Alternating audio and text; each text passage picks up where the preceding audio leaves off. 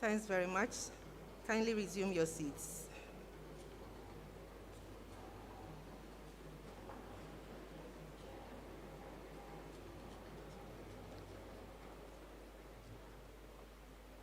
Madam Vice Chancellor, former Vice Chancellor, Pro-Vice Chancellors, Provost, Deans, Directors, Registrar, our distinguished lecturer for today, members of convocation, the clergy, Nananom, invited guests, staff and students, our friends from the media, distinguished ladies and gentlemen, a very good evening to you all. A very good evening to you all. Thank you. The University of Ghana remains committed to research excellence in line with our second strategic priority, impactful research. Therefore, it is our distinct pleasure to welcome you to the Great Hall of this university as we celebrate Professor Justice Nyigmah Bawole, Dean of the University of Ghana Business School, who shares insights from his cutting-edge research this evening. Prof. Bawole delivers the 7th in the series of inaugural lectures scheduled for the 2024-2025 academic year, and he's speaking to the topic, our corruption, our ethics, our public administration, wicked citizens, wicked problems, and stagnating development. We are happy to receive you all, both physically and virtually, to join us as he dissects this topic. For now, distinguished ladies and gentlemen, it is my privilege to welcome our registrar, Mrs. Emilia Ejie-Mensah, to deliver welcome remarks and to introduce the chairperson for this very important meeting. Please let's welcome Mrs. Emilia Ejie-Mensah.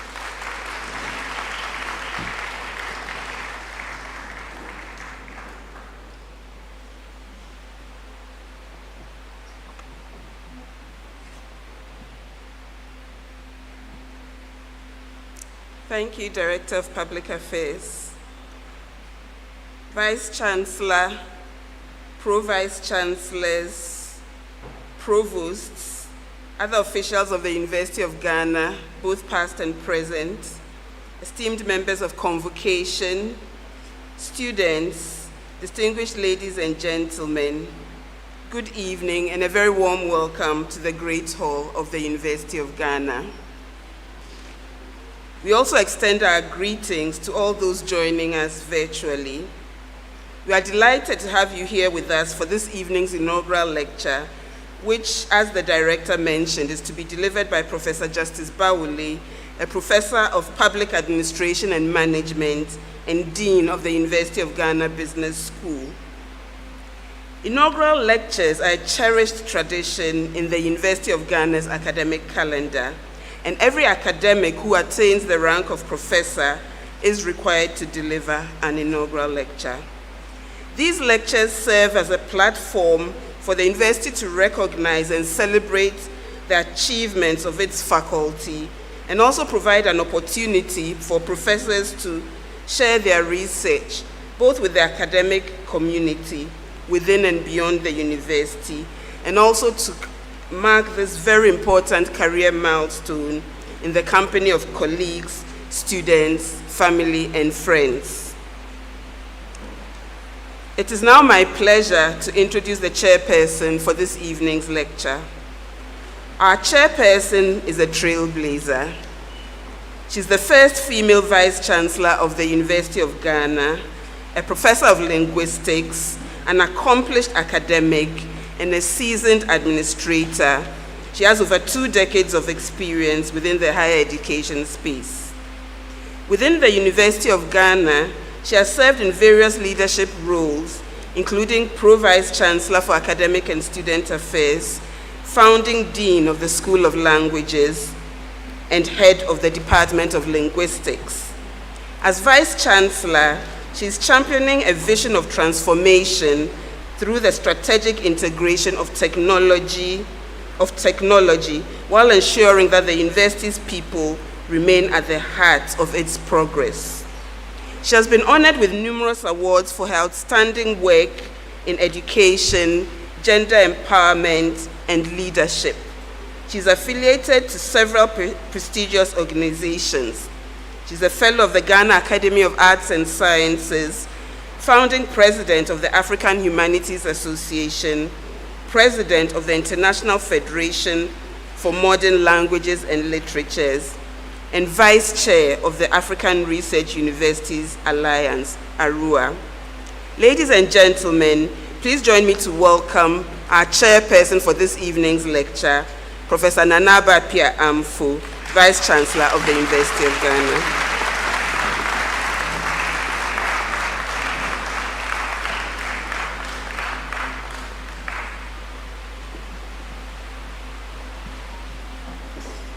Thank you, Madam Registrar.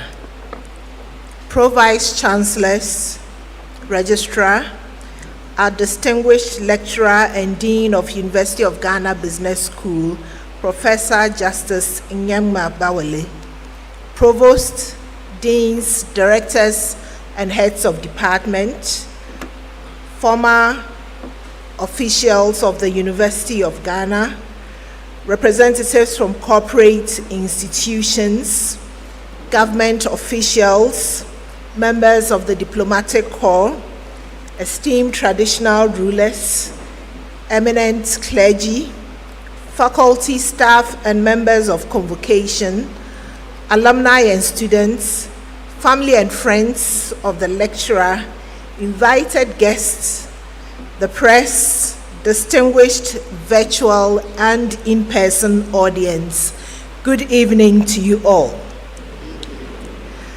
I'm excited to preside over this evening's inaugural lecture to be delivered by none other than Professor Justice Nyigmah Bawole, a distinguished scholar, researcher, practitioner, and Dean of the prestigious University of Ghana Business School. Ladies and gentlemen, it is commonplace to hear this phrase: Ghana possesses great policy frameworks, human capital, and resources needed for progress. However, in spite of all these, we seem to be far from our developmental goals. There appears to be a missing link which explains why we are here today. In today's lecture, intended to celebrate the remarkable achievements of Professor Justice Bawole and his contribution to scholarship, we confront a national canker threatening to sink the nation, an issue that continues to challenge the moral fabric and developmental trajectory of our nation: corruption and ethical issues in public administration in Ghana. The World Bank estimates that countries with high levels of corruption experience up to 20 to 30% of leakages in development funds. As a university which aspires to transform lives and societies, this lecture is not only timely, but also deeply relevant to our national development agenda. Corruption in public administration is neither a new phenomenon nor one unique to Ghana. However, the scale, complexity, and normalization of corrupt practices within our public institutions threaten not only our economic growth, but also social cohesion, good governance, and the trust citizens place in state institutions. Drawing on national incidences, global indices, and empirical research, including that of his own research work, Professor Bawole demonstrates how pervasive corruption in Ghana is, describing it as generational, institutional, and disturbingly routine. From bribery to extortion, embezzlement, cronyism, and nepotism to high-level procurement fraud, the rot runs deep. Sadly, institutions designed to fight corruption pretend to fight corruption and show either real or feigned political obstruction, inadequate resourcing, or public apathy. Ladies and gentlemen, it is easy and sometimes very convenient to point fingers at politically exposed public figures. However, we are well aware that corruption goes beyond this group. Professor Bawole argues that Ghana's underdevelopment is not only a matter of policy or technical deficits, but a pervasive ethical collapse embedded across individuals, institutions, and the society. A major section of the lecture will be devoted to diagnosing the failures of public administration in Ghana. The lecture will illustrate how Ghanaian public administration has become a dual system, formally structured but informally manipulated. The lecture will conclude by proposing remedial measures to arrest this moral and institutional drift. As lucidly captured in the abstract, this inaugural lecture is not merely an academic reflection, but a national provocation. It calls on citizens, policymakers, scholars, and public servants to look into the mirror of our corruption and choose a different path, one grounded in justice, integrity, and collective responsibility. On this note, distinguished ladies and gentlemen, permit me to share a brief profile of our distinguished lecturer. Professor Justice Nyigmah Bawole is a professor of public administration and management at the Department of Public Administration, University of Ghana Business School. He has had his primary, middle school, and secondary education in Yeji. Professor Bawole was the first student to obtain a distinction in the O-level certificate examination at Yeji Day Secondary Technical School in 1992. After earning a teacher's certificate A from Wesley College in 1995, he obtained a diploma in public administration with distinction, a first class with multiple academic awards in BSc administration, and MPhil in public administration, all from the University of Ghana. I thought we would applaud him for this.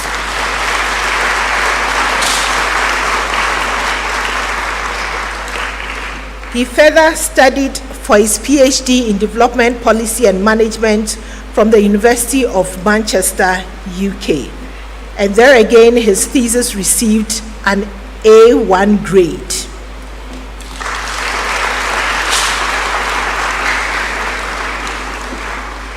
Teaching remains the heartbeat of Professor Bawole's career, earning him the name Teacher Bawole.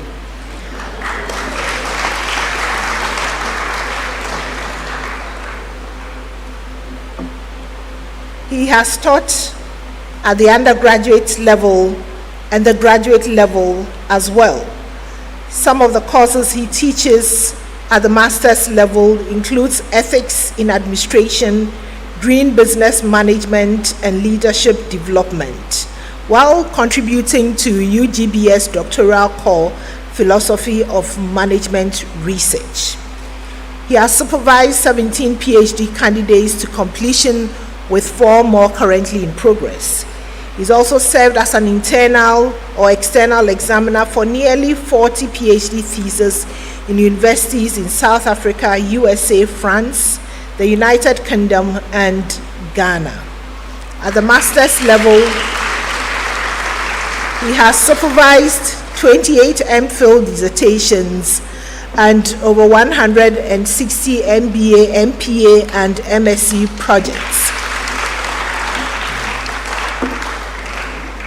I think at this point I would ask the applause to be on hold. Otherwise, I'm not going to finish this. Professor Bawole's publication record is both extensive and policy relevant, covering diverse areas in public administration and governance. He has nearly 100 publications comprising peer-reviewed journal articles, book chapters, and technical reports. Professor Justice Bawole has served 2 terms as head of Department for Public Administration and Health Services Management, and 2 terms of 6 years as Dean of the prestigious University of Ghana Business School, stewarding both scholarly excellence and transformative projects that visibly uplift the UGBS in Ghana and beyond. His tenure as dean is widely regarded as a transformative period marked by resilience, innovation, and strategic leadership. Assuming office during a turbulent time, he provided stability and elevated the school's stature as a leading institution for business education in Africa. In the area of teaching and learning, Professor Bawole steered a shift towards a student-centered model, championed digital transformation, and led UGBS through the COVID-19 crisis by implementing hybrid learning and initiating a laptop library to support disadvantaged students and computerized accounting training.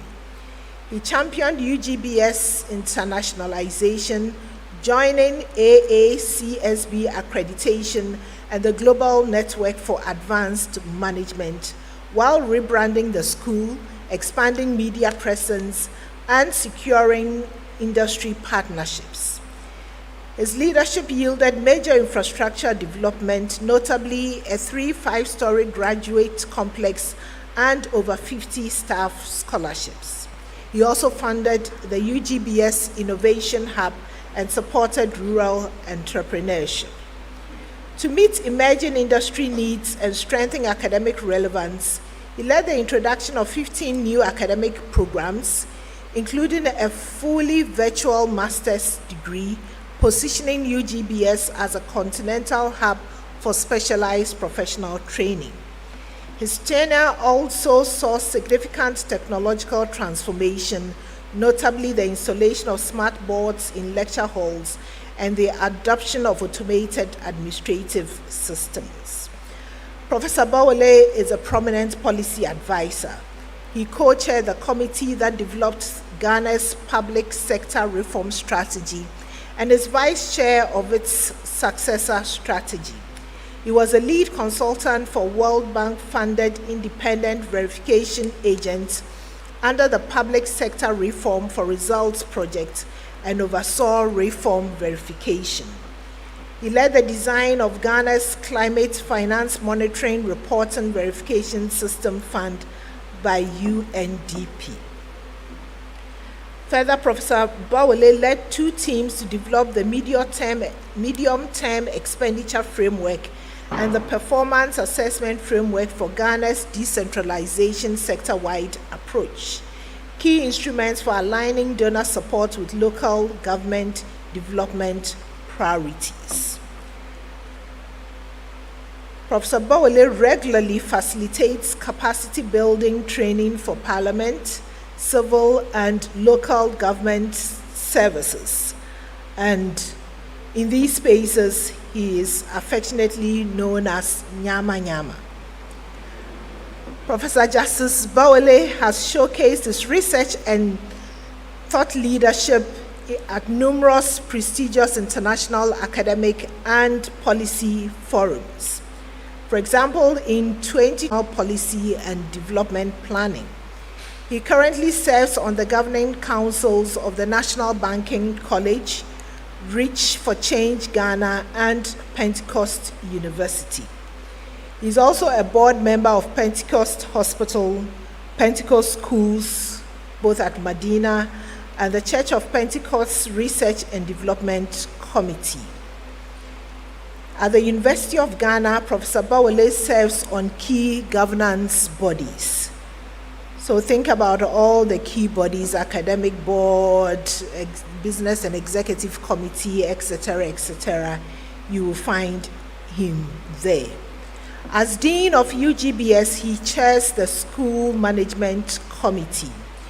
He co-chaired the university's Teaching and Learning Policy Committee and chaired the Internship Policy and Transport Committees, as well as the committee to establish fuel stations for the university. He's an external examiner at several institutions within and outside the country.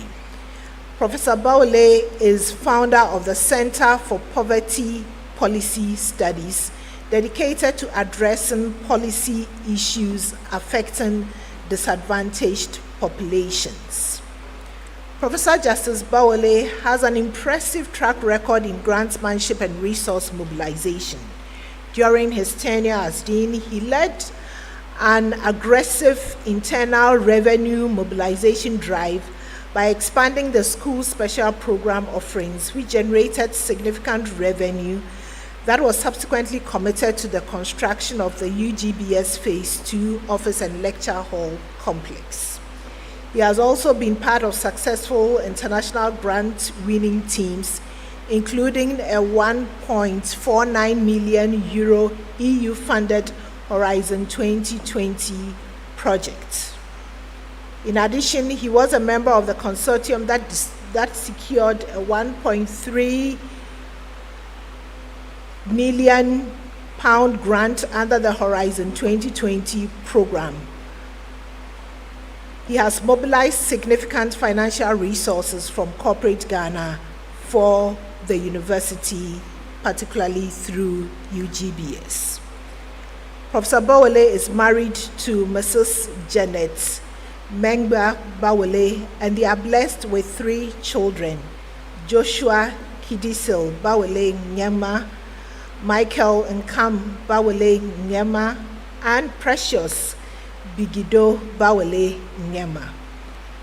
He comes from a very large extended family, and his mother was the 4th of 5 wives of his father.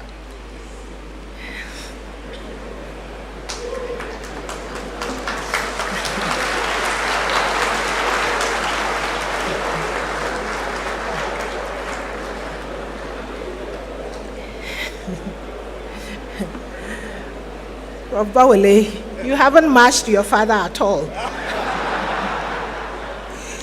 He was the only child that had formal education and is the first to receive university education.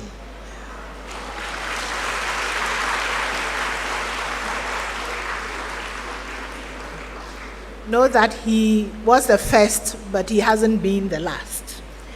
Professor Bawole is an elder of the Church of Pentecost and worships at the East Legon Worship Center. Distinguished ladies and gentlemen, this is indeed an abridged version of Professor Bawole's profile. As you can see, he is a man of many parts.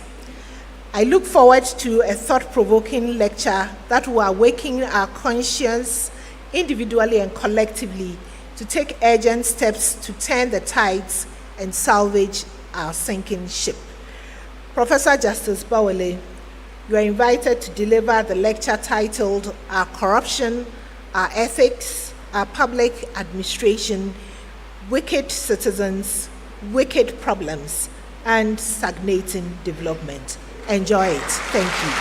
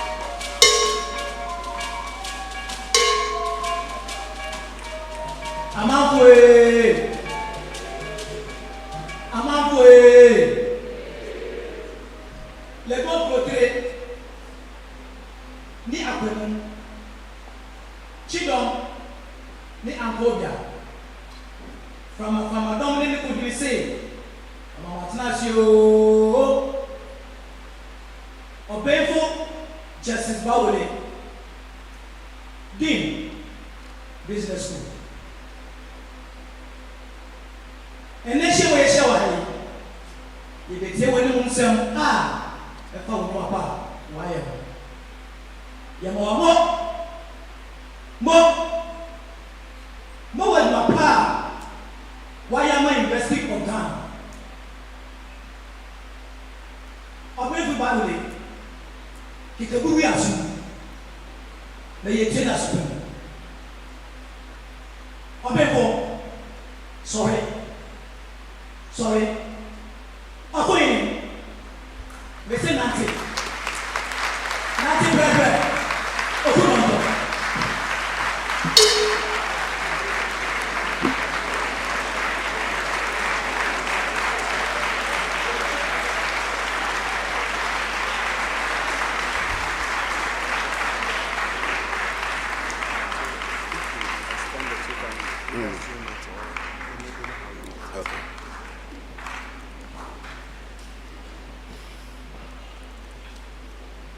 Madam Vice Chancellor and Chair of this evening's inaugural lecture, Pro-Vice Chancellors, Registrar, Provost, Deans and Directors, Head of Department and members of Convocation, the Minister for Public Sector Reforms and Member of Parliament for Timpani, Honorable Lydia Lamisi Akamvariva, my chairman, the chairman of the Church of Pentecost, Apostle Eric Nyamiche, Director for Pentecost Men's Ministry, Apostle Anani Dente, and my own former area head, Apostle Barabu. Chairman of the Public Services Commission, Professor Victor Kwame Ajimai. The Registrar of the Medical and Dental Council, Dr. Divine Ndombi Banyubala, and your wife, Dr. Lamisi Ndombi Mbila. The Principal, National Banking College, Madam Gloria Darlene Corte, the Chief Executive Officer of Chartered Institute of Bankers, Mr. Robert Jato, the Head of the Civil Service, Dr. Evans Agredakun, the Head of the Local Government Service, Professor Lord Mensah, former officials of the University of Ghana,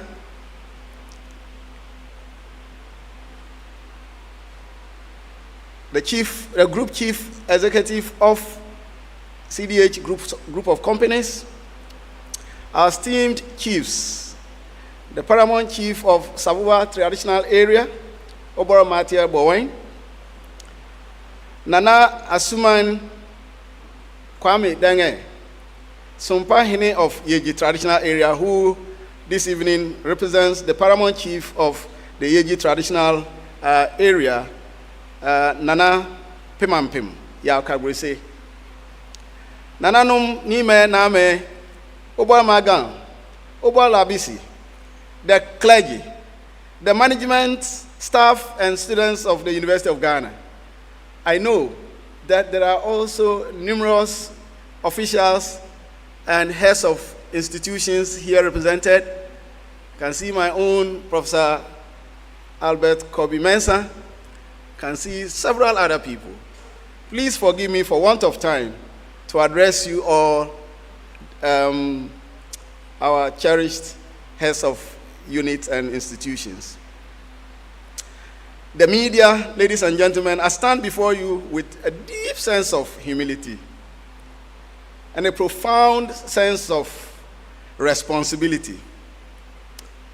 A profound sense of responsibility because I am a product of the benevolence of the Ghanaian society. I recall many years ago the cracked blackboards of Yeji Sabati LA Primary School, LA number 1 Middle School, and the Yeji Day Secondary Technical School, where many of our teachers who were actually people teachers, gave it all to us with passion and love for their jobs. I remember how hard I had to try to convince myself and the people around me that I was going to go to a teacher training college and not a sixth form following the attainment of a distinction in the O levels in Yeji, the first of its kind.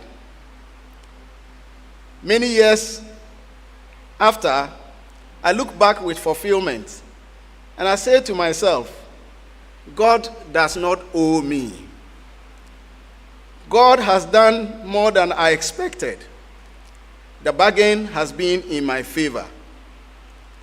I am so grateful to God for today and the life that He's given me. I thank God for the people that God has used to bring me this far. Madam Chair, as you said in your introduction, my father had 5 wives. My mother was number 4. And of all the children that my father had, including the children from my uncles, none was taken to school. I was the only one that had the privilege of education. Together with other children from the village of Agentrua, we had to do 18.5 kilometers of road on foot every Sunday from the village to Yeji, and to live with people who were not relatives and to attend school from Monday to Friday.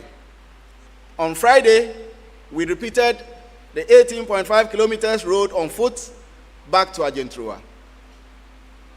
I'd attempted many times to abandon school because it was so lonely in Yeji. Everything in the village was exciting. Indeed, my father was a rich village farmer, and his home was really exciting. I felt that I had been cast out. It took many individuals, including Mr. Charles Dollar, who is here today, and Mr. W.K. Naweni, who, for want of health, could not join us today, to prevent me from running back to the village. In fact, every market day, I attempted, I dodged, went and sat on the road, waiting for the market women so I could go back to the village with them. It took brothers here, and I have my family people here, who would bring me back the following morning on a rickety bicycle. Madam Chair, I recall how I pushed truck after the death of my father, because my father died very early, in the Yeji market. How I did chichiri. Yeji people know what that means. I did bade on people's farms. I became a photographer. Later on, I had to survive by doing extra classes to earn some income. Madam VC, I tell this story to indicate that if there is anyone who is justified to be corrupt,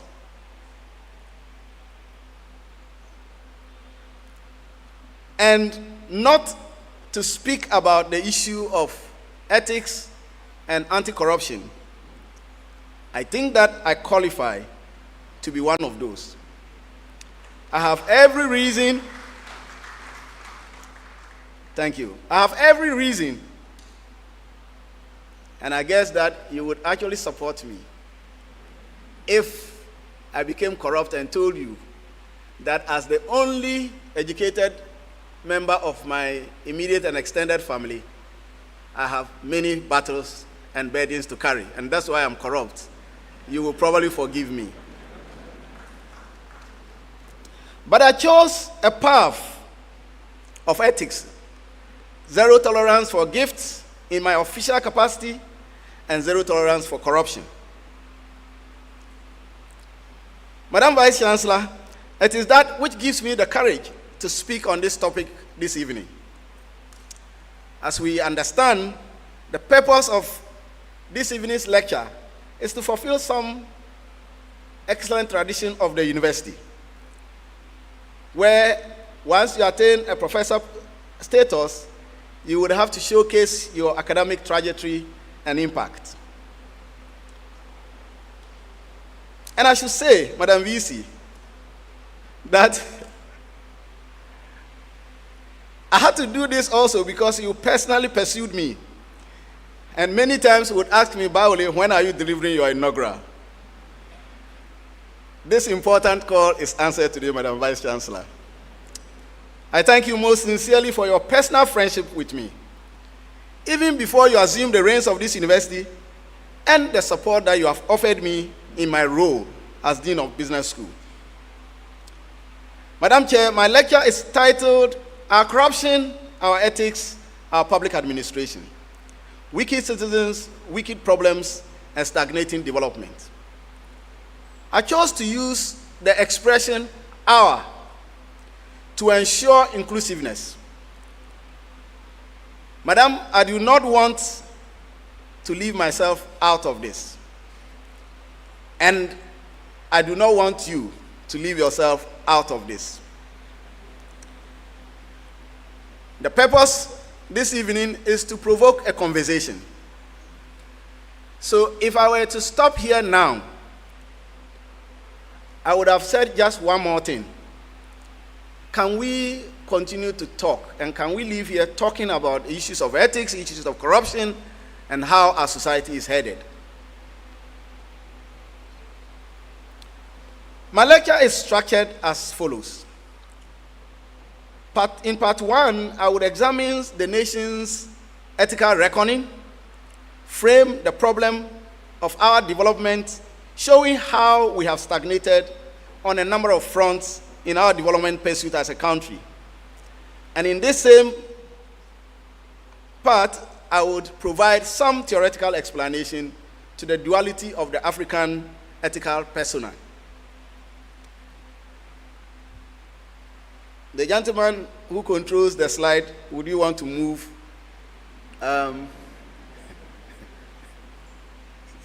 Thank you.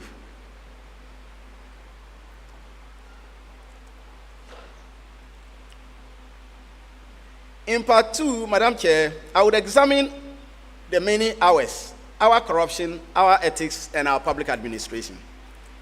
I will look at the role of citizens and wicked problems in this milieu of merry-go-round in our development discourse. In the final part, I will conclude and provide what I do not think are novel propositions, but still important to be provided. And I will show just a little bit of the work that I've done at the Scholarly Works exhibition. The rest of them were shown. So, Madam Vice Chancellor, permit me to begin with an uncomfortable question. Why do we remain underdeveloped? And if you are not comfortable with underdevelopment, you can use any expression. In spite of our plans, our policies, our resources, and our reforms. Is it because we lack technical expertise and competence? Or because our leaders are visionless? Or perhaps, as I propose this evening, because we have failed ethically, as individuals, as institutions, and as a nation? As I said, this lecture is a provocation. It confronts the reality that our development failures are not simply due to bad policies or inadequate institutions, but due to a profound ethical collapse that cuts across the fabric of our society. It invites a deeper look into ourselves, not just as victims of corruption, because that's what we often try to project ourselves as, but as active participants in the moral culture that sustains it. Yet, I'm sure those of us who are older here, see Professor Emeritus Vance Adai Mensah, older, would tell you that we have always not been like this. The Ghanaian society had abhorred corruption. In many traditional communities, those who were caught stealing or abusing public trust were ostracized or banished. Customary courts dispense justice not only to punish wrongdoing but to reinforce ethical norms. Often, the ethical manifestations were expressed through taboos, proverbs, chieftaincy institution, and folklore. The chieftaincy institution, though sometimes compromised today, was originally a moral institution entrusted with upholding truth and justice. The contradiction between this heritage and today's moral crisis must be interrogated. Why has a society that once valued honor and communal ethics succumbed to a culture of impunity and moral relativism? Have we, in embracing modern bureaucratic structures, abandoned the very moral codes that gave African public its coherence and accountability? This lecture engages three intersection themes: corruption, ethics, and public administration. I argue that Ghana's development crisis is fundamentally a moral crisis. We face what scholars call wicked problems, and these are exacerbated by the wickedness of our collective behavior. The claim that we are innocent victims of corrupt elites is no longer tenable. In fact, the everyday practices of citizens perpetuate a cycle of normalized corruption. Until we recognize our shared complicity, Madam Chair, there can be no meaningful progress. I'm not here to make an alibi for corrupt public officials and their private sector accomplices. They already are heavily criticized, and I urge us to continue to do so. Madam Chair, I will now proceed to show how countries that were similar to Ghana at independence have progressed in the last 6 decades, beating Ghana on all important development indicators.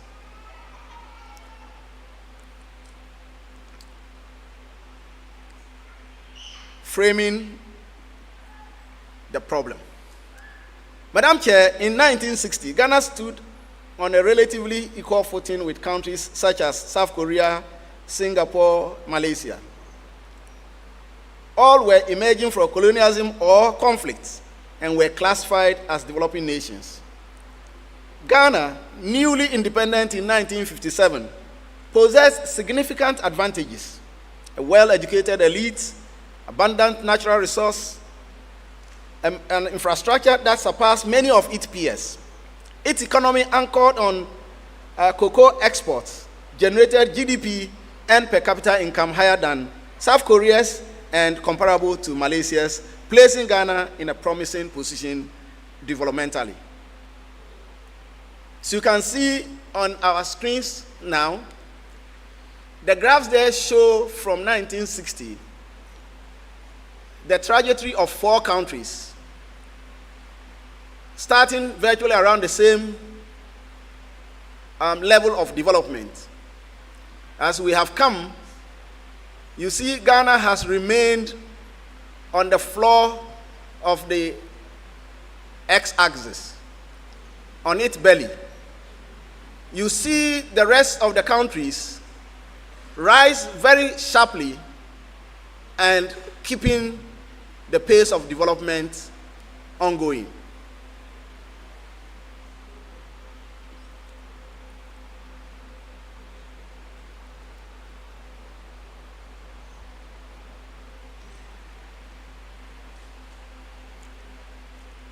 Yet, over the past 6 decades, the trajectory sharply diverged.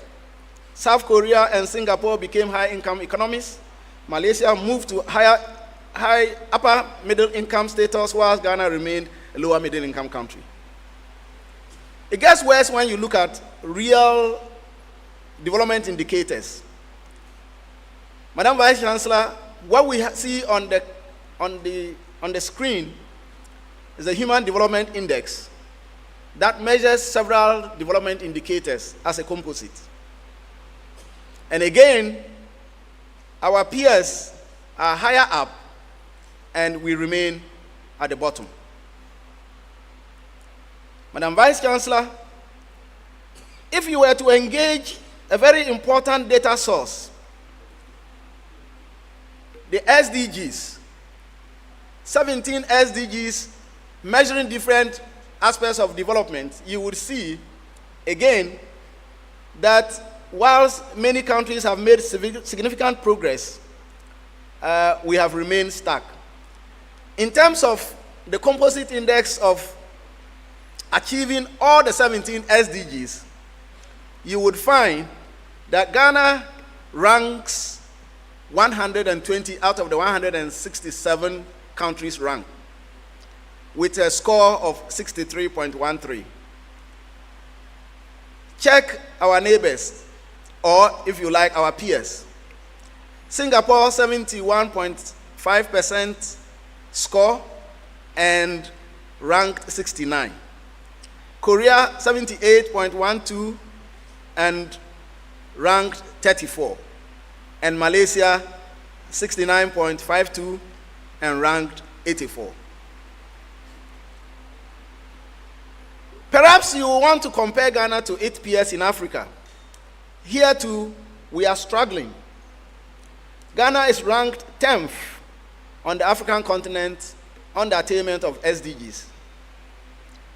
The high performers are Mauritius, Cape Verde, and Gabon. And as you can see on the screen, they do it to us again. These rankings align with our study's conclusion that Ghana is still a long way from achieving sustainable development goals, highlighting the gaps in Ghana's aspiration for sustainable development. Madam Chair, in a study by myself and my colleagues, we established that Ghana still has a long way to go, and this has just been confirmed by the data that we have seen. Our work was done in 2012, way before the SDGs. The SDGs were formulated to replace their predecessor. This situation has negative consequences on national well-being, as it's reflected in the life expectancy trends of these countries. As illustrated, and Madam Chair, you can see again on life expectancy, which is a very important conversation about our survival, Ghana again is on the floor compared to 8 peers that it started the journey with.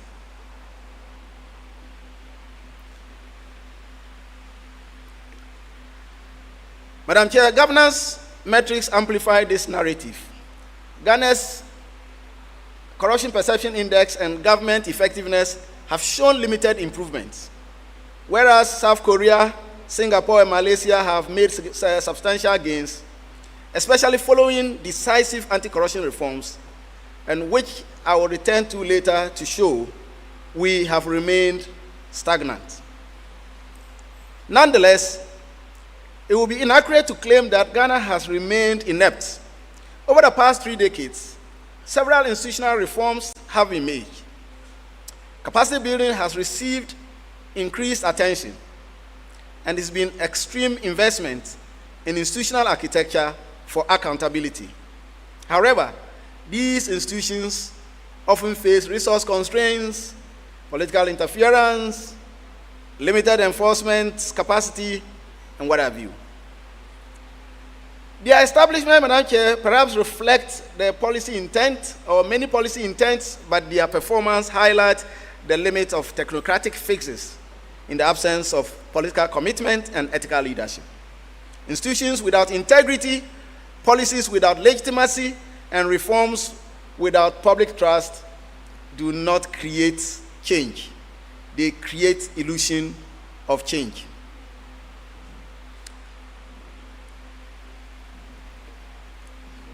Madam Chair, when the abstract of my lecture was shared, I received a lot of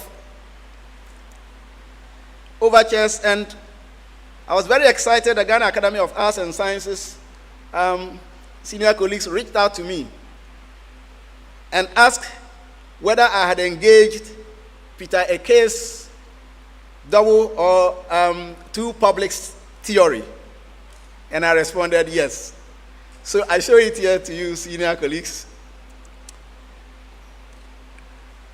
The duality of the African persona refers to the simultaneous existence of contrasting moral and behavioral orientations within the same individual, shaped by the complex interplay between traditional African values and colonial and post-colonial state systems. This duality is most famously theorized by Peter Eke in his influential work on the two publics in Africa. Prof. Eke had studied the Nigerian society and had listened to, as he explained later, folklore and the talking dramas. Praise someone who, or ridicule someone who had actually found money dropped from a colonial master's vehicle and decided to return it. Studying this because his people had actually ridiculed him as a fool to have returned the money he found on the ground. Professor Eke then dives into trying to theorize this and comes up with the two publics theory. Here he explains that our premodal public, in other words, every one of us faces two publics. The premodal publics, which is publics that is rooted in our indigenous, ethnic, and communal affiliations, and is governed by moral obligations, trust, and accountability. In this domain, individuals behave ethically, contribute selflessly, and uphold community norms. He argues that this same individual, once he moves out into what he describes as the civic public, which represents the inherited colonial system, the institutions of states,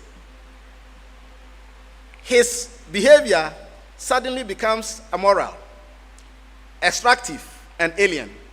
In this space, individuals often act with impunity, seek personal gain, and show little allegiance to collective good.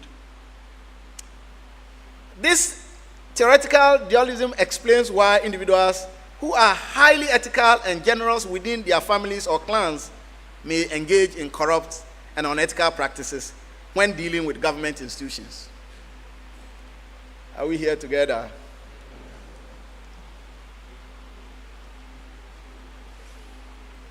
So next time you find yourself behaving differently in these two publics, we have told you why you do so. But this is not the only theoretical explanation to this.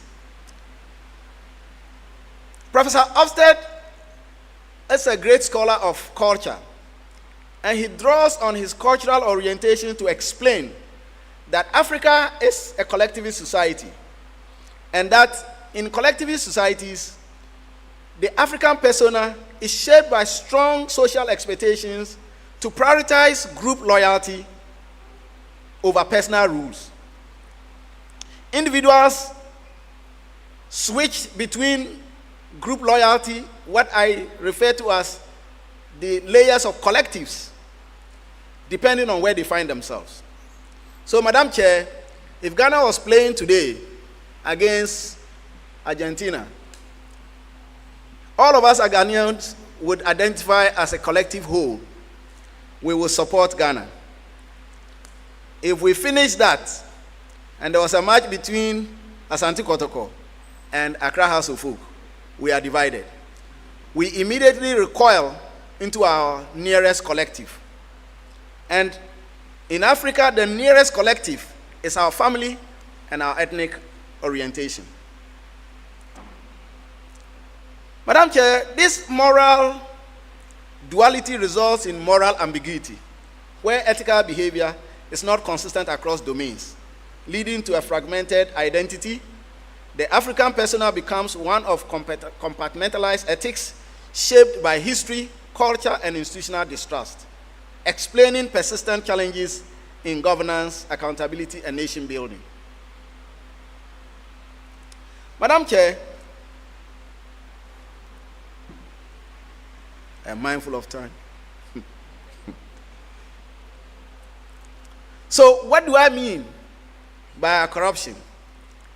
I'll now proceed, ladies and gentlemen, to give a little exposition. While corruption is often defined in the literature as the abuse of entrusted power for personal gain, I define it as the decay of the shared moral fabric of society, a collapse in the generally accepted norms of right and wrong, which is not merely perpetuated by a few bad actors, but exploited by all who find advantage in the system's ethical erosion.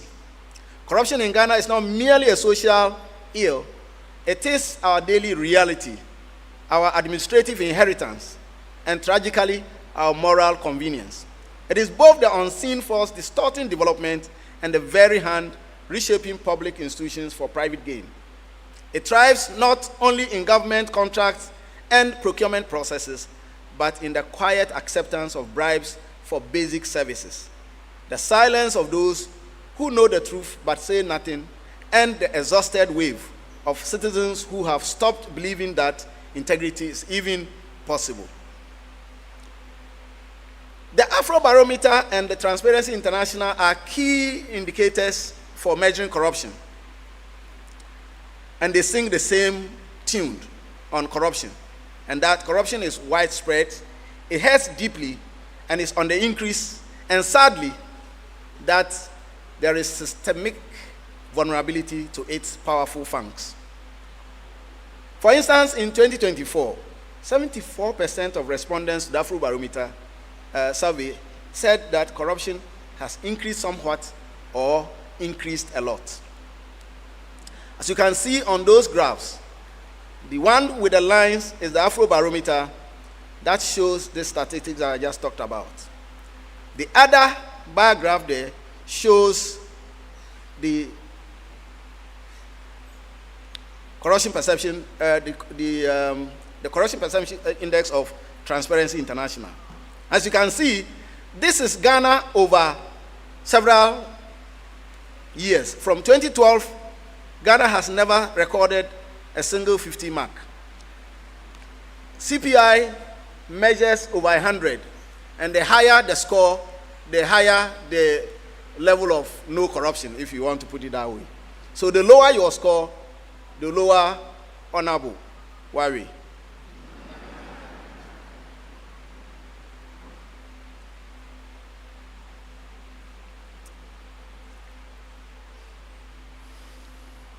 So as you can see, we have stagnated.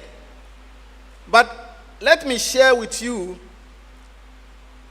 something that caught up with me very early in the years when I got appointed as a lecturer. I studied and was assigned to teach ethics, and I fell in love with it. Whilst I looked for cases that I could engage my students with, I designed a very simple hypothetical case.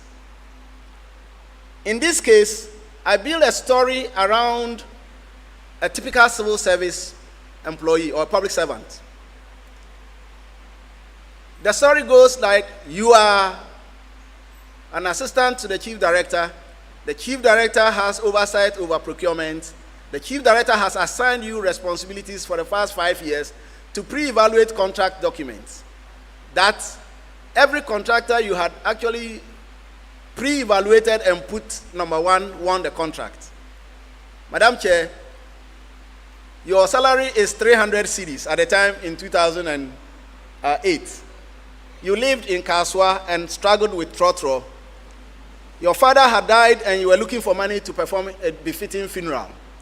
Your son needed to go to school and you must find the money. Your wife's birthday was up and you needed to produce the cash. Your HR officer had called you to warn you that because you live in Kaswa, you come to work late, you will get transferred to Yeji.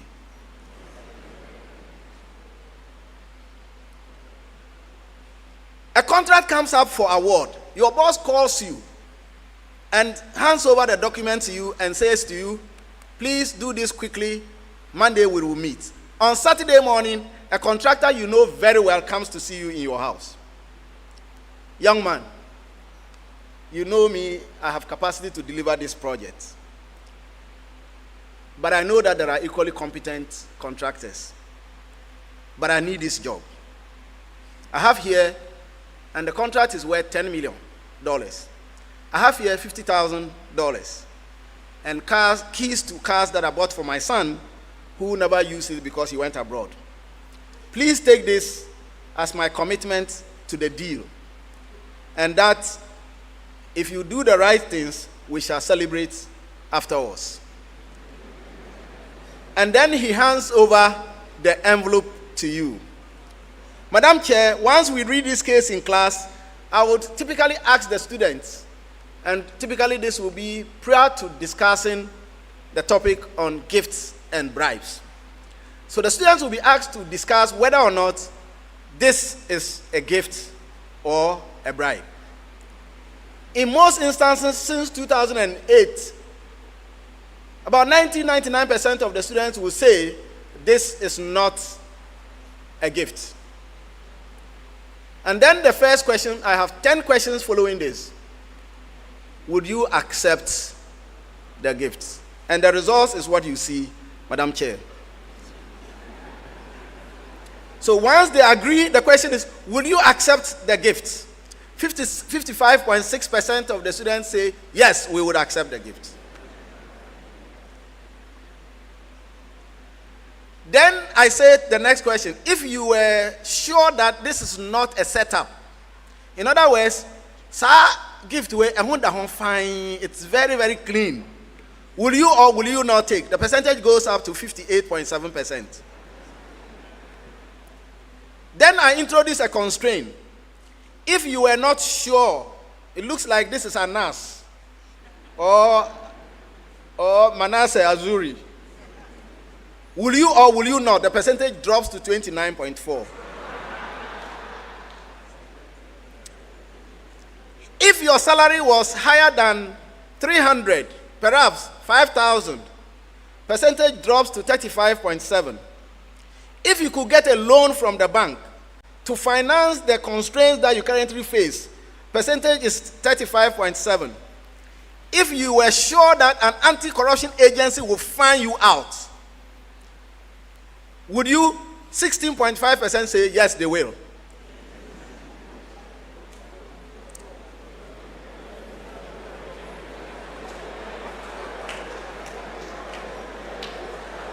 Madam Chair, one of the young men asked me an intriguing question in class.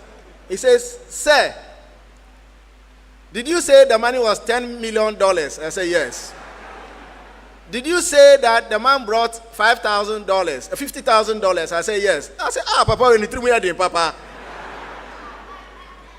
And then he asked me the follow-up question. Sir, do you make $1 million in a year? I said, no. He says, okay, if I take $1 million from this project and they jail me 1 year, 2 years, or 3 years, I could still come back and enjoy the loot, huh?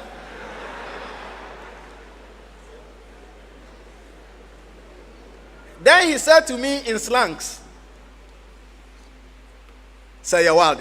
I did you have.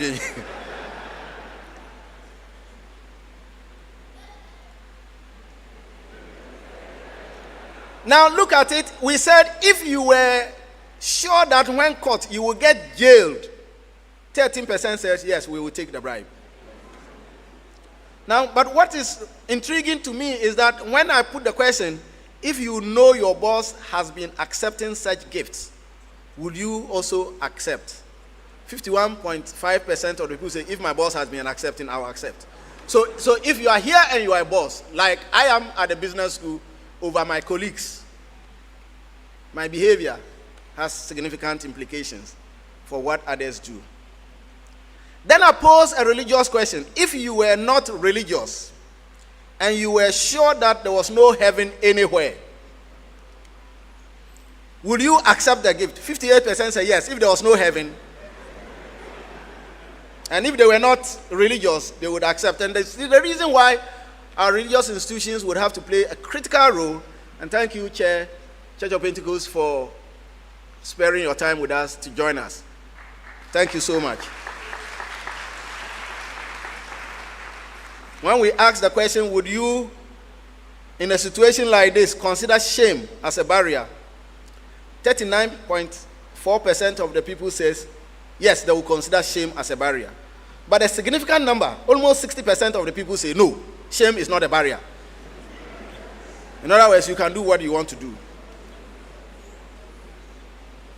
Madam Chair, the role of leadership is critical, and our study on public sector leadership, subordinate ethical diffusion conundrum actually outlines how leadership plays a critical role in the ethical and moral temperature of the organization. It's estimated that, and you can look at the next study. In that study, we engage business people to establish the extent to which corruption actually hurts their businesses.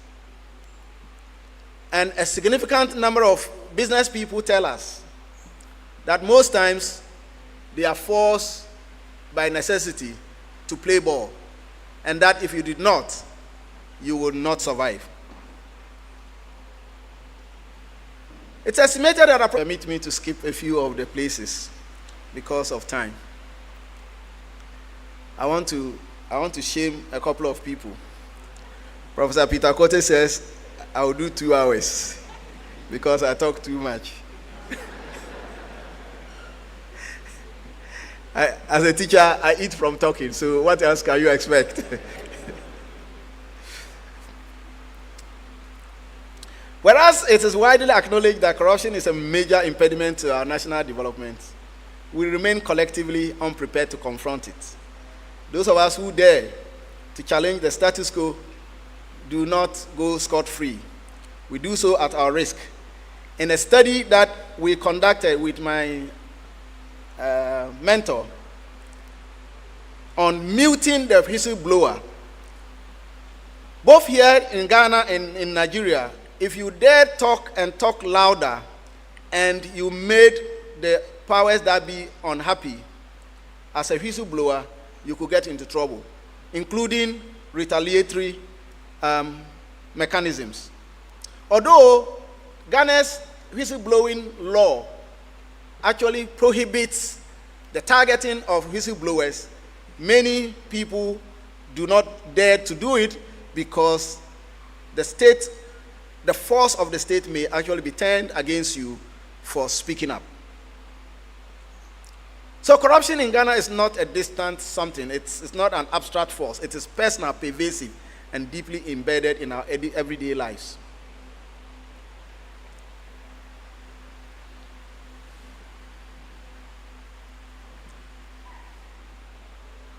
Look at all of it. Substandard contracts, political funding of votes, religious leaders condoning and promoting and giving prophecy to who would win and who would not win.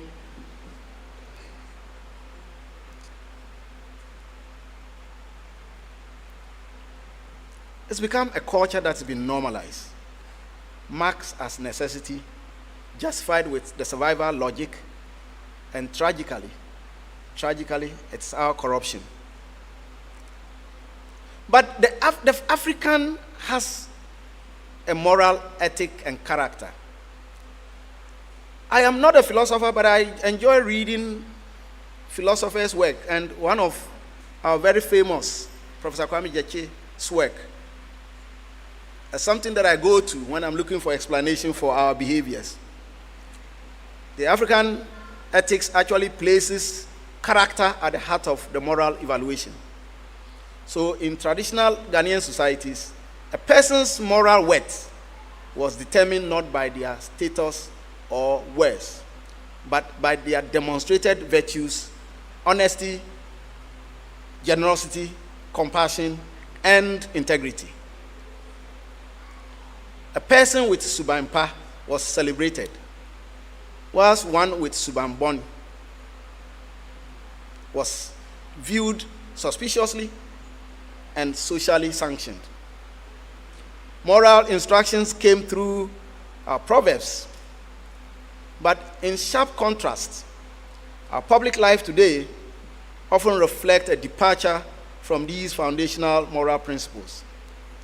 Of course, Professor Peter Eke explains it somehow, but I've often asked myself the question, why can't we unify the publics? In many instances, character no longer determines honor and authority. Rather, material success, regardless of how it is acquired. The ethic of duty, so deeply rooted in traditional thought, has given way to the culture of entitlement and self-interest. The traditional emphasis on the common good has eroded on the face of widespread individualism and factionalism. So, young men would go and do free Bawole if Bawole shared the loot with many people. In essence, while historical ethics champion character, duty, and the common good, today's public sphere often reflects their decline. Reviving these values is not just an academic exercise, it is a necessary foundation for restoring trust, accountability, and ethical leadership in Ghana's public life. Our culture has been misconstrued, misrepresented in many respects. Our gift culture has become the bane of public officials and often used to justify corruption. But what has our public administration got to do with it? Madam Vice Chancellor, in this session, I will draw a critical distinction that I think that we should all pay attention to. That I intend to honor the commitment of our civil servants and public servants, whilst offering a critique on the public administration system within which they operate. Across Ghana, countless public servants, teachers in remote areas, nurses in cheap compounds across the country, immigration officers chasing smugglers in the bush, custom officers who are being fired at by smugglers, planners in district assemblies serve with a certain quiet resilience, often under-resourced, overburdened, unappreciated, and abused. They continue to be the face of the state. They bridge between the aspirations of citizens and the machinery of government. Many work with admirable dedication and integrity. They deserve not only our recognition, but our gratitude. Please let's put our hands together for our...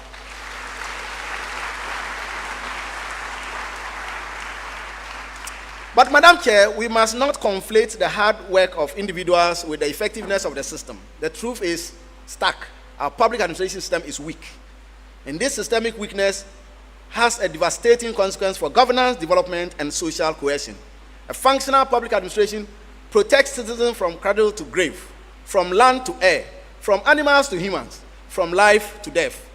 It ensures that a child born in a rural clinic survives and is registered, that buildings do not collapse due to failed oversight by planning authorities, and that our rivers are not decimated by illegal mining while environmental agencies turn a blind eye. That our air is clean, our food is safe, and our roads are regulated, and even our cemeteries are dignified. Madam Chair, I suffered a shock when my church went to bury somebody at the Medina public cemetery. After the pastor had finished praying and we started moving away and they were going to lower the soil on the casket, the brother of the deceased jumped into the pit and took the pickaxe and started breaking the coffin. And I screamed because I've never seen anything like that. We know how we adore our dead. So I went back to try and find out why. Is he drunk? Is he crazy? What is happening? And then I was told, if he didn't do that, we would not get back to Legon. They would assume the casket. They would strip the dead body naked. They will pour the dead body on the bare floor. They will carry the casket, wash the clothing, and go and sell them. And that day, I couldn't sleep. And I told myself, please, when I do this, take me to my village.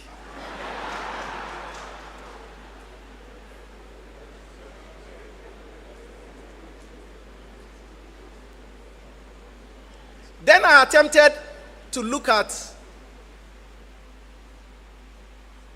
cemeteries around. And story after story, report by media houses, our cemeteries are ransacked, discredited, and so as you sit here, you steal plenty money. If you die, you go and meet those guys in Medina. Several aspects of our research has shown that our public administration systems are weak. In our study on environmental impact assessment processes, we find that the process that was actually meant to create engagement and participation by the citizens have become something else. So whilst it is termed public hearing, now the public is being read to. So the communities actually go hearing the people rather than being heard. Madam Chair, several such instances exist, and our studies have documented significant weaknesses in our public administration system. But a public administration system that is weak is typically not a panacea for trouble, except if it intersects with wicked citizens. And the reason why, Madam Chair, I titled this session of the lecture, Wicked Citizens. And then I've been asked many times, who is a wicked citizen? We are a very beautiful people.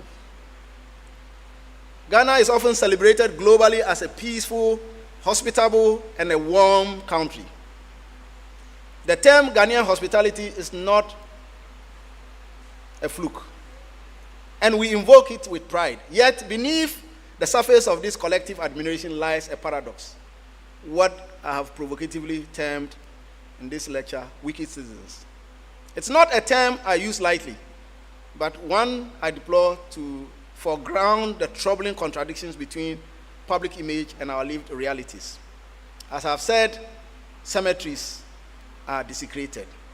Why will a public official, if not for wickedness, import, as you can see in your screen, vehicles, let them rot, build houses, let them rot?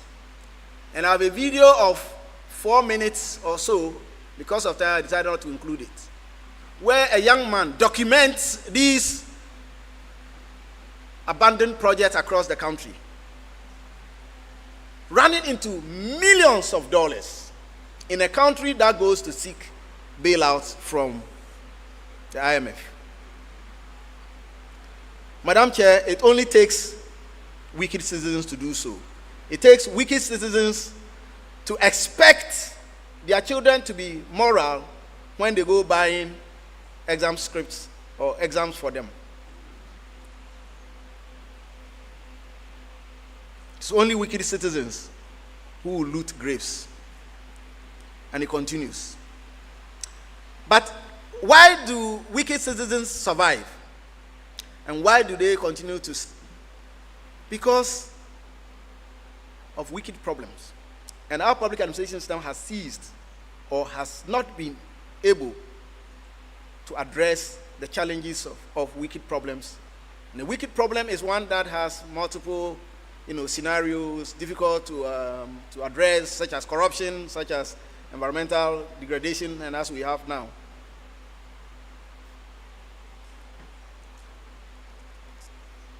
The problem, Madam Chair, is that wicked problems are often the symptoms of a deeper crisis. Is it that we cannot fight poverty? Is it that we cannot overcome galamsey, the state's power?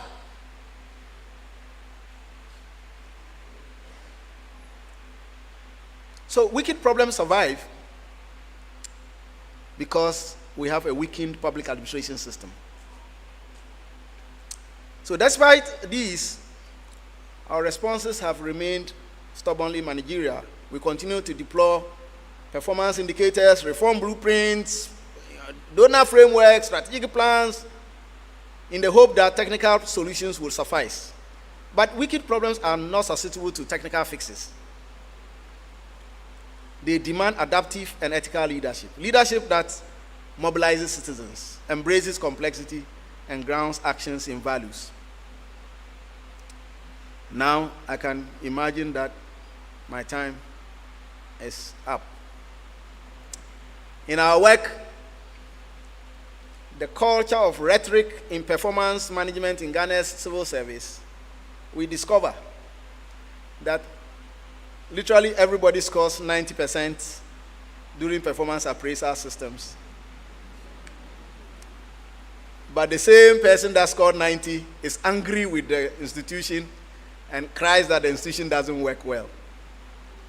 A 90 scoring public service should have a 90 performance rated public service. We have become so interested in managerialism, which has put our ethics in disarray. Madam Chair, permit me to scroll down and go towards my conclusion. I'm happy to share the slides of my lecture and the lecture itself for those of you who are happy to engage further. As I conclude this lecture, I invite you to confront a defining question: what must we do? How do we, as a nation, respond to the stubborn systemic corruption that corrodes our institutions, demoralizes our people, and drains our collective wealth?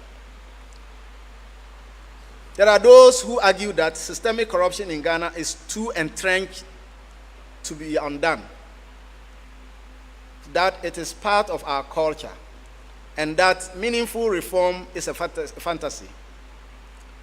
This situation is as a result of our past, where we thought a big bang solution, such as killing suspected corrupt officials, would suddenly lead to the end of the canker. And in this slide, very big people, heads of state, military generals, lined up and shot in an attempt to curb corruption. But Madam Chair, history of other countries tells a different story. Many developed societies today were once steeped in pervasive corruption. For instance, between the late 19th and the 20th century and early 20th century, American politics was dominated by patronage, bribery, and machine politics. Yet, through a combination of sustained pressure, civil service reform, and a consistent prosecution of corrupt officials, the U.S. transitioned from a systemically corrupt country to one of, until recently again, if you quote me, I will deny. I will say that you quoted me out of context. So it's possible to do something. What is striking is that the transformation was not achieved through dramatic revolutions or sudden big bang solutions. It was incremental. It was uneven. It was painfully slow. Ghana too can change with a combination of direct and indirect strategies. I propose the following, Madam Chair. Number one, that we have to engage in civic re-education. As I said, this is something that we have gradually moved away from. Let's embed ethics from basic school through university using case pedagogy and indigenous proverbs. I propose a comprehensive civic education strategy that would go through every school problem, including the university. Madam Chair, I'm happy to report that the business school has gone through a rigorous process to revise our curriculum to include ethics, leadership, and mentorship as critical components of our programs.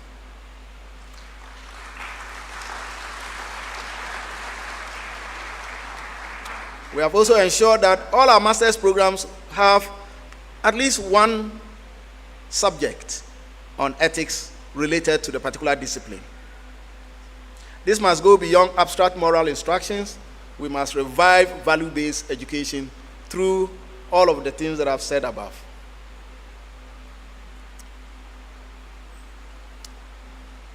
In this regard, again, let me commend the Church of Pentecost that organized the National Development Conference.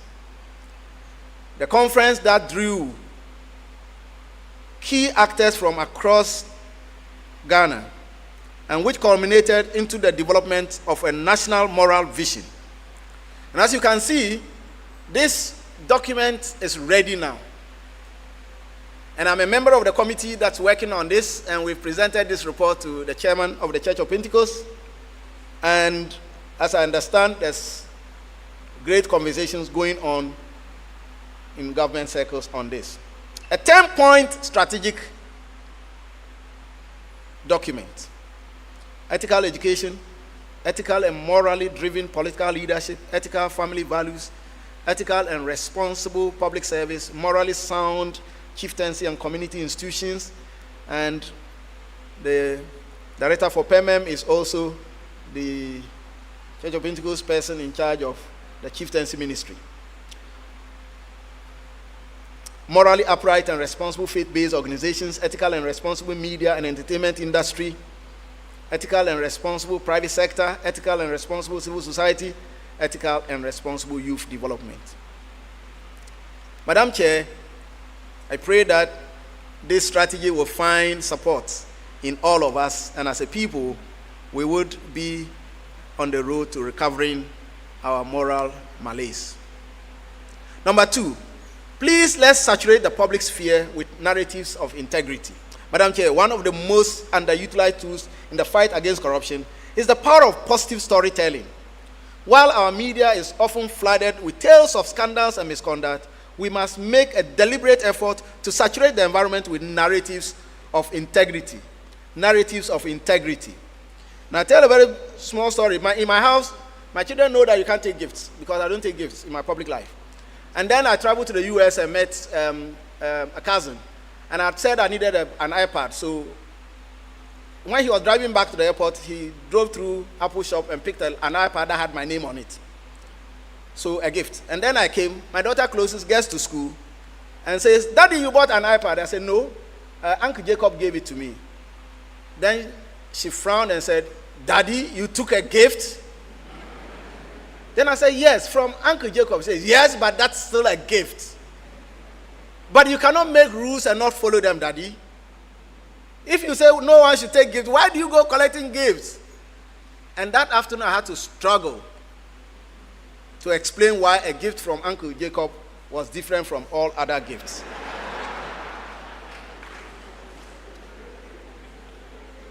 Madam Chair, I want to put on record, you cut the sword for the construction of a building for the University of Ghana Business School that's worth over 200 million cedis. 10% of that is 20 million plus. I could be cruising to retirement. But our contractors are here, our consultants are here. Myself and my team members, who is led by Professor Dateban, who is the chair of the committee, Professor Hamidu, and the rest of them, Bakan Kruma, no one took a bribe of 1 cedi. We insisted from day one that if anybody attempted, we should be notified and the individual will be brought to book. I say with pride that we have said the only bribe we want is to have the project commissioned and our names on it. So, Madam Vice Chancellor, a special appeal, please commission it and put my name as part of a hand. When you put your name, then you put my name at the bottom. Because we didn't take a bribe for the building. And it's a magnificent building. I pray you drive through there and you see.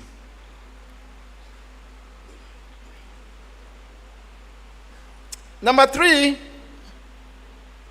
ethical leadership. Madam Chair, let's tie promotion and many other things in the public service to what I term periodic integrity audits.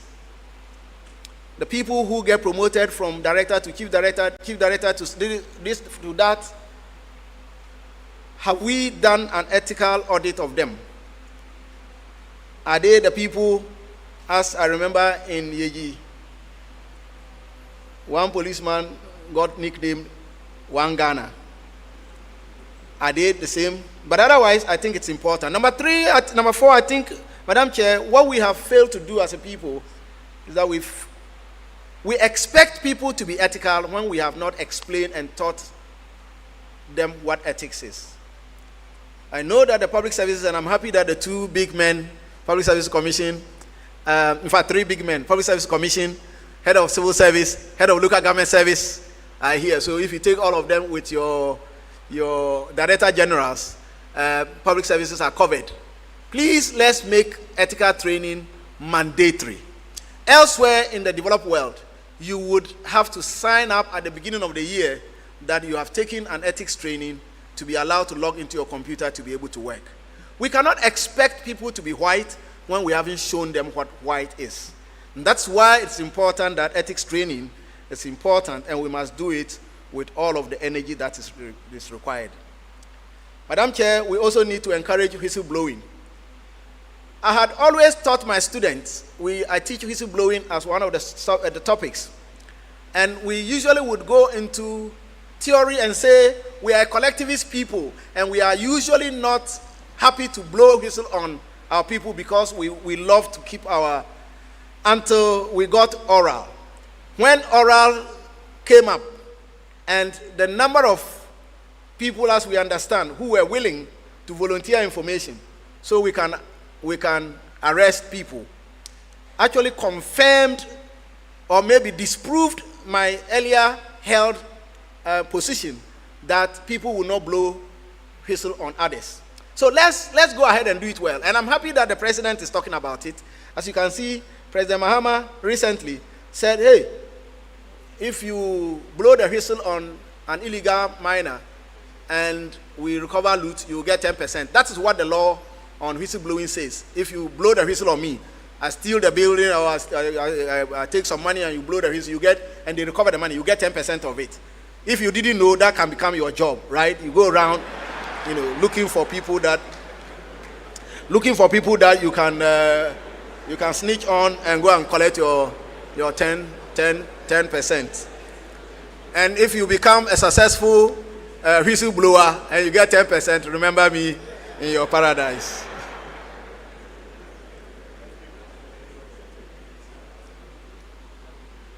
It's also important, Madam Chair, by the way, I was going to say about why only blowing the whistle on illegal miners.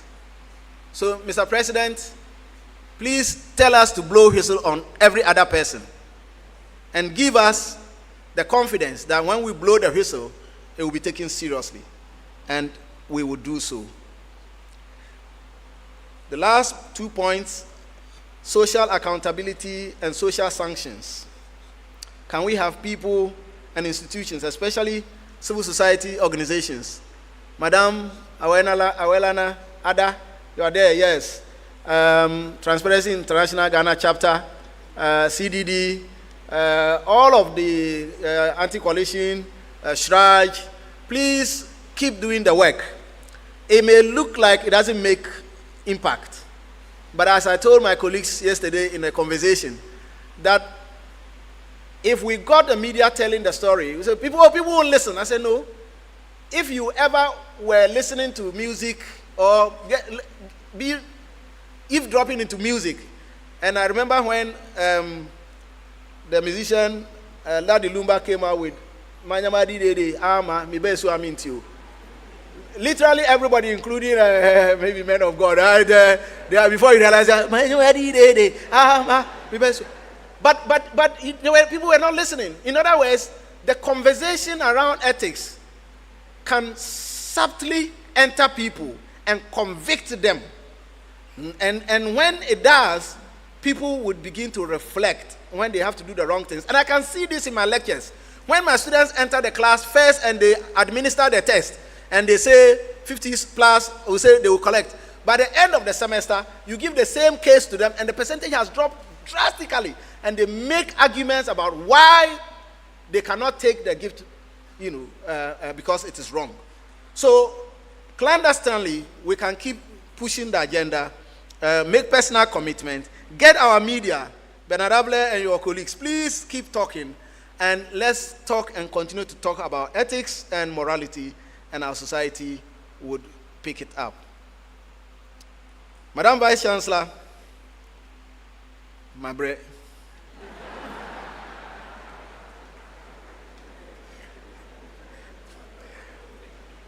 But I conclude, because I cannot come here and talk about what we should do. I conclude by, I told you the story of no gift. I also maintain a complete zero tolerance for corruption, and I have opportunity and network. I get a lot of young people who are needy, and they come and they cry. I go to them and I go and make appeals for scholarships for them, and they get scholarships. My own children, I pay their school fees. They cannot take a government scholarship, because I think that it is not fair for me, after government has put so much money, including paying for my GET fund to go and study for PhD. I can't go back and take. So my children's school fees, I will pay. If you cannot afford your children's school fees, pay, and let the needy students get it to do. That's a personal commitment I want you to make, so that. What else have I been doing, Madam Chair? I'm tired, as I said, but I've been working. Part of the things that we do on a daily basis is to support our colleagues in the civil public services to do their work well. And so we've been doing training, and some of the things we've been doing have culminated into national policies. As you can see, I was co-chair for the National Public Sector Reform Strategy document. We're currently doing a successor policy. The other ones you see there are national documents for tracking climate expenditure, and National Designated Authority, which is also within the climate space. There are several other things that we have done, Madam Vice Chancellor, to support the growth. I also love to teach, and I do a lot of training across Parliament. Thank you, Head of Service, for the invitations to engage your people, CLOSAC people, and all of them. I teach, and my ethics class will typically teach on culture misconstrued and misrepresented, where we look at gifts and bribes. We talk about culture misconstrued and misapplied. We look at culture and ethics, and we debunk the notion that we are corrupt because it is cultural. We talk about conflict of interest, we talk about corruption, we talk about whistleblowing, we talk about promoting ethical behavior, giving voice. In other words, how do we empower people who stand for the right things to be able to speak that out and to talk when they see wrong. We also take our students through promoting ethical behavior, the compliance approach rather than the command and control approach. We take our students through promoting ethical behavior through integrity approaches, and we take our students through promoting ethical behavior through leadership and institutional approaches. Of course, we ground all of these in theories of ethics, and I borrow largely, and I still remain a student of philosophy. I borrow largely from philosophy, and so if I made any philosophical flaws, please forgive me, because I'm still a student of philosophy. Thank you very much, ladies and gentlemen.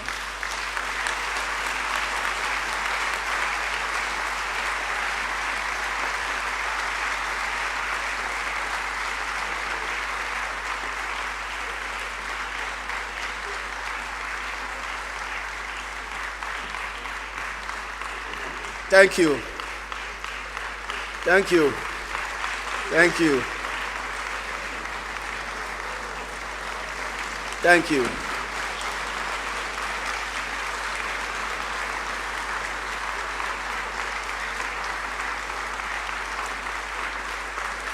Thank you so much. Please take your seats, please.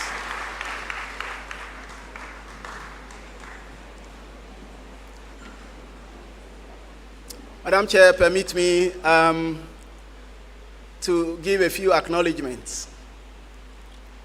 First and foremost to you for your sterling leadership and the inspiration you give us on a daily basis. Business school is a very tough terrain, very difficult. Almost everybody is now a professor. So,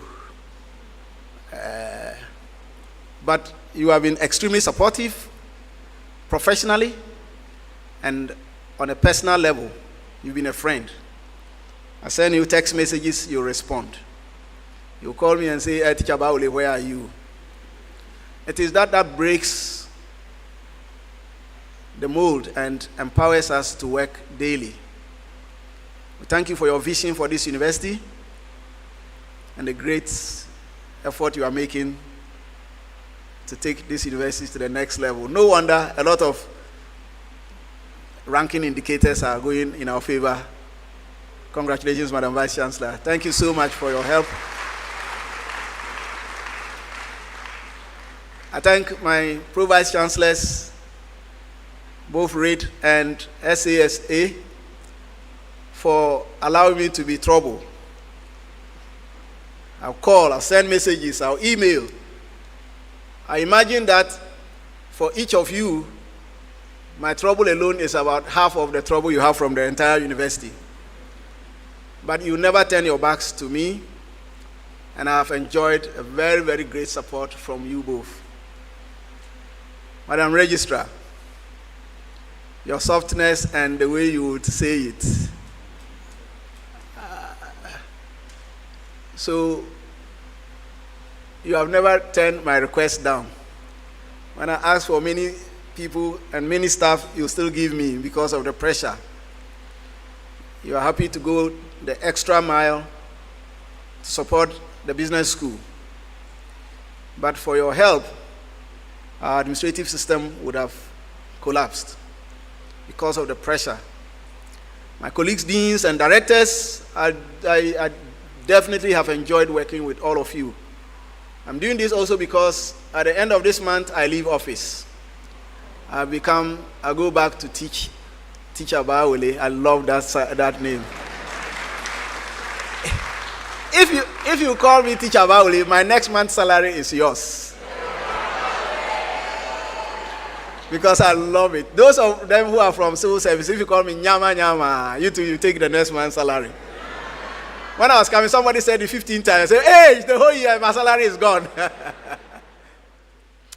My colleagues at the business school, school management committee members, my heads of department who on a daily basis tolerate my pressure and all of the things that my faculty, my staff, my school administrator never gets angry. My assistant registrars, you say I shout. After 30 years, the shouting will end. Huh? But I have enjoyed working with all of you. All of you. Our school is what it is because of you guys. Adole, I won't shout again. I won't shout again. The job will be done. It's always the interest of our students. Let me thank all the national institutions, many of the officers here present. Dr. Dusa Akodie, I thank you for the support that you have been to the business school. When we have budgetary constraints and sometimes procurement bottlenecks are eating us up and we reach out to you, you deliver. And I'm excited that for these years you have served on our management committee and you have given us a lot of support. The business school is able to go to Peninsula Golf Club in Akosombo, that place. business school is able to go there and we make noise about sub-chiefs. Sub-chiefs. I appreciate the love that Yeji has given me. I was born in Yeji. I'm not the Yeji, I speak the Yeji language. I was born there. My father settled there. I'm a Konkomba. But Yeji has taken me away from Konkomba land. But my chiefs are here, Konkomba chiefs. The paramount chief of Saboba is here, his representative is here, our young and dynamic chief of Konkomba in Tema and Ashaman. I really, really appreciate what you've done for me. To my church and my chairman, God bless you, sir. God bless you, sir. Your humility puts so much burden on us to say that it doesn't matter how high you go, there is no top if there are no human beings. And you do it so effortlessly that we take inspiration from you. The church is what it is because you allowed yourself for God to use you. God bless you, sir. And all of your officers, we thank you so much. To do a PhD, and he took me as a son.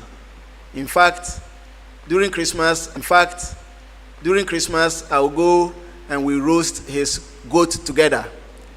And his children became my friends, and he calls me chief. I remember the first time I joined the university, I used to like to write a lot of nonsense on the university email system. And one day I sent a very long email, and he stormed out of his office and met me on the corridor and said, "Hey, chief, Jan said, Hununu Diwati. Kotna office on a facture of papers." And he supervised my undergraduate long essay, my MPhil thesis, and we published my MPhil thesis together, and that set me on the path of academia. When I was recruited as a lecturer, he was the head of department, and he rose to become dean of the business school. The irony of it, when he left as dean of business school, only one person came between himself and me. When he left as dean of business school, Professor Joshua Abo, great scholar and very visionary young man, became the second person after him. And then after Joshua, I became the dean. So it tells us what mentorship can do, which is why I say that pick somebody and make them like you are. Don't be a toxic employee. Don't be a toxic leader. Make sure you can mold people into who you are. I will show you what I have done following from what Prof. Domfe has done to me. My supervisors in the University of Manchester, Professor Fahad Hussein and Amin Maman, very humane academics, well accomplished, down to earth, and they were available to support throughout my PhD journey. Since leaving Manchester, I've stayed in touch and I've worked with them. We've published and done work together, and I still get some coins from there. I told myself that my school fees, I'll collect everything back. So I'm still collecting small. But one thing that I have enjoyed doing has been to get young people around me. When I got back from Manchester, I decided to turn my office into an office of young people. So as you can see there, Professor James Mensah is now an associate professor in the business school.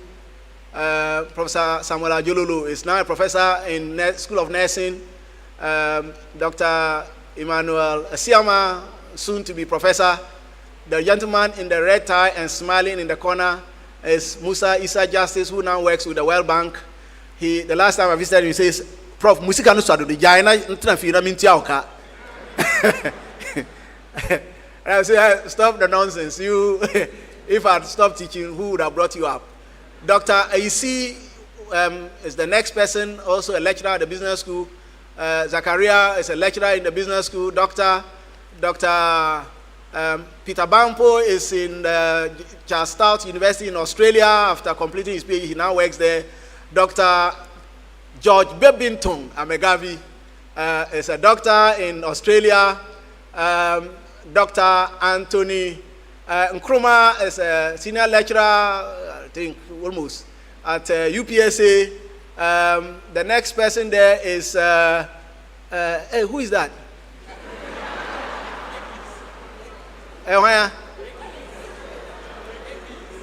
Atkins, yes. Very young, dynamic, also doctor in the business school. Dr. Esi Ansan, Esi Say is a doctor in Gimpa. The next person there is Tony, Professor Anthony Kumase, is that correct?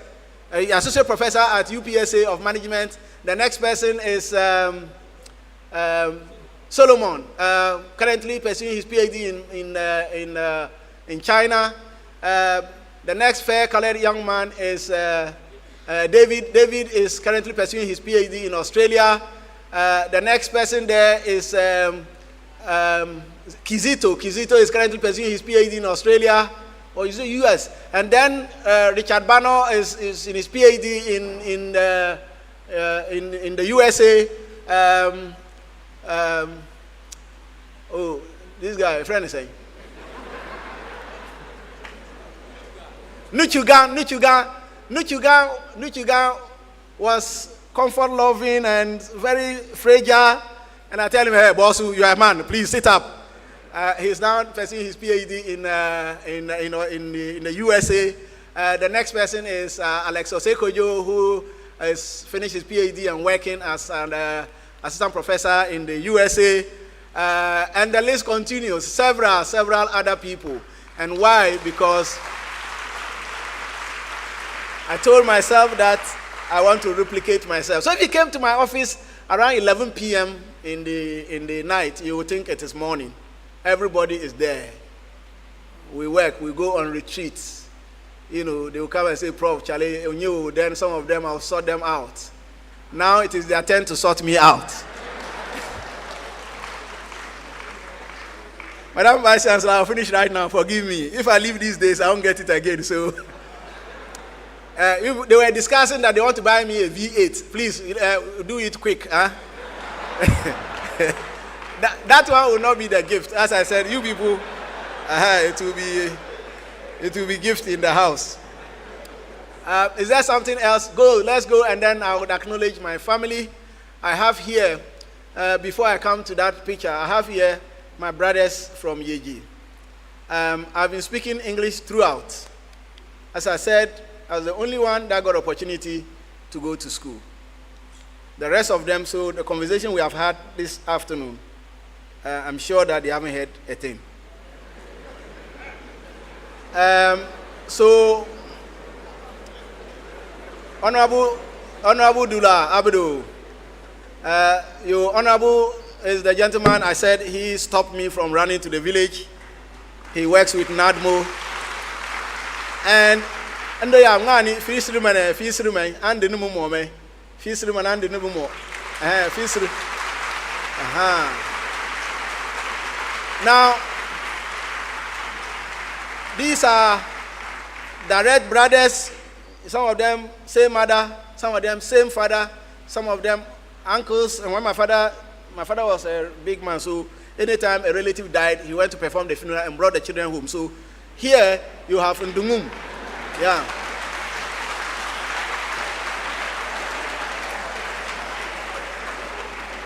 So you have Jagger. Jagger is the one that I come directly after. So he is my mother's son. He's our firstborn, my mother's side. Jagger is there. We have Jet. Jet is Nkuyopa. He is my father's son from another mother. The next persons, and the young one there, are my brother's children, Agbaja, and all of that. And then we have Ndungum. Ndungum is, let me celebrate my people. They have done very, very well. Ndungum is as an uncle, my uncle's son, but eventually live with my father. And then we have my mother's time up. Yes. So, and all of them, please put your hands together again for them, please. Karame.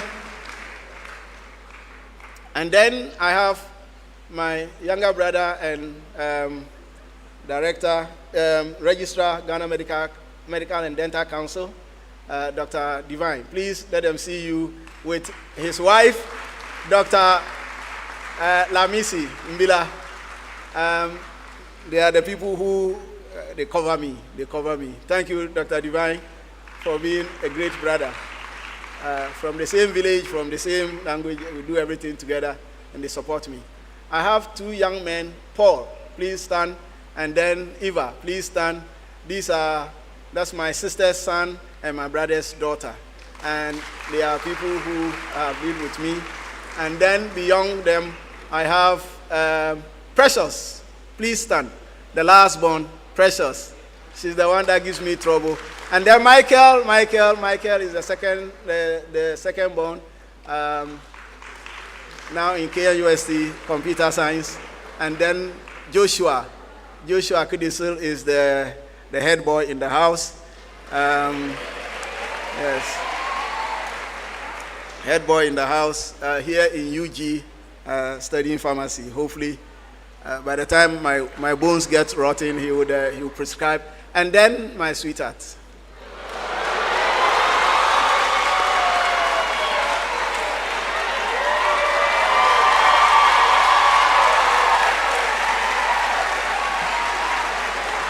Thank you, Auntie Jane.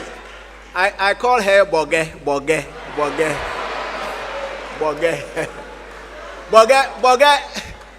I want us to close. Madam VC, forgive me. This is unprecedented. But this is a woman of prayer.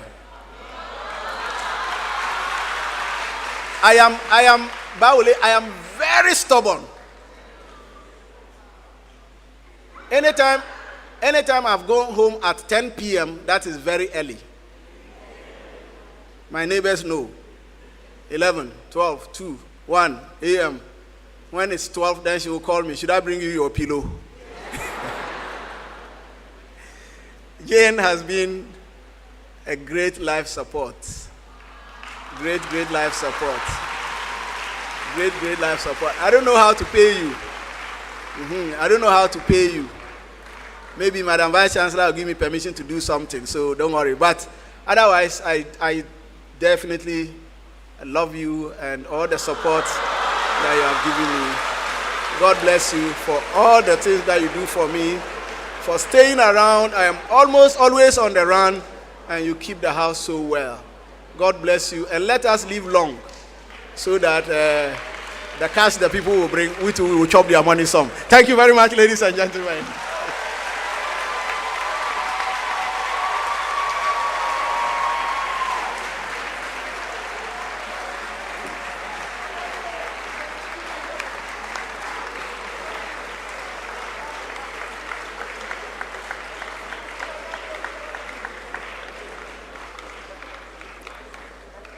Let's give our distinguished professor another round of applause.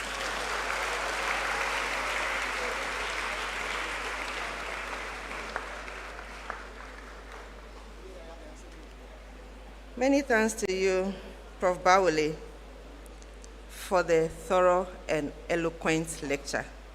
We are very grateful. You've given us nuggets of advice on bribery and corruption, as well as gifts. And I think it's really going to help us. Corruption in Ghana is not abstract. It is pervasive. That says our distinguished professor this evening. And I believe none of us will want to be associated with corruption, to be termed as wicked citizens. Let's give him another round of applause.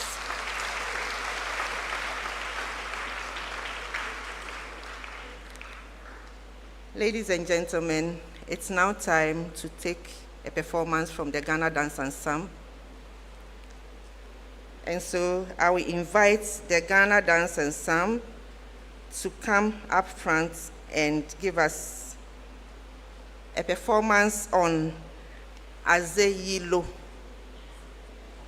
That's the name of the performance, Azeyilo.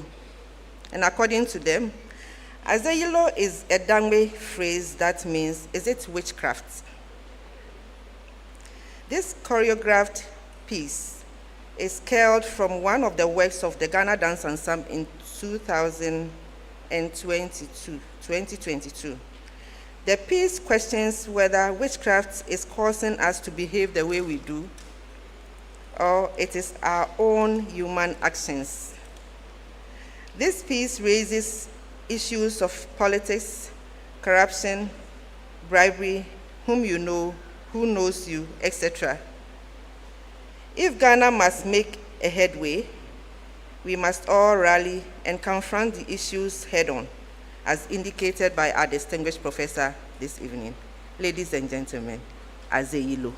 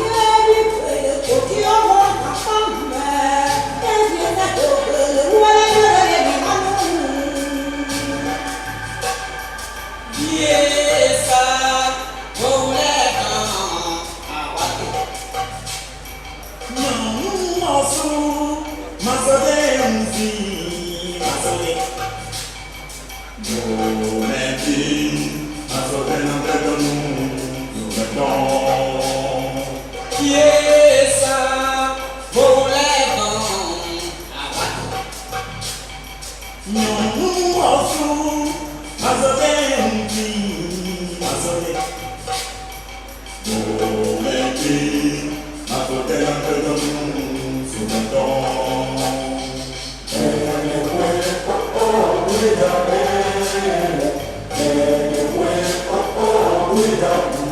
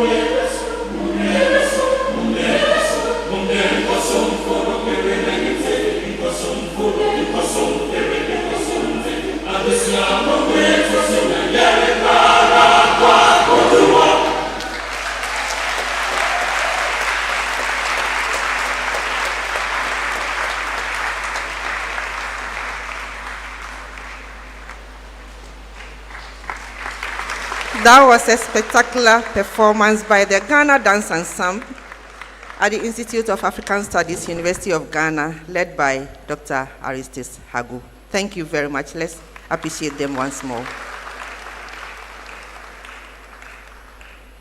I would like to take this quick announcement.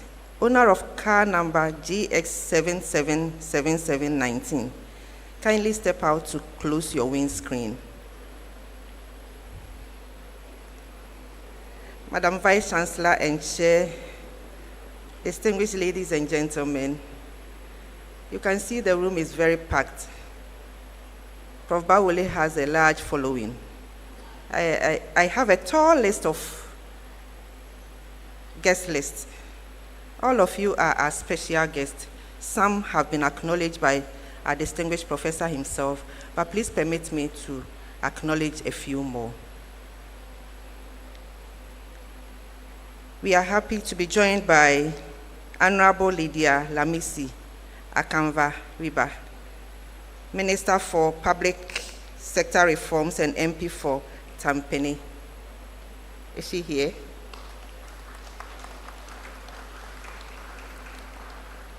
Okay. We have two of our former Vice Chancellors here, Emeritus Professor Ivan Adai-Mensah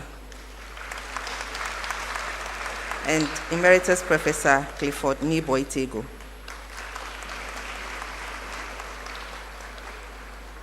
We are also happy to be joined by Professor Kobi Mensah, CEO of Ghana Tourism Development Company,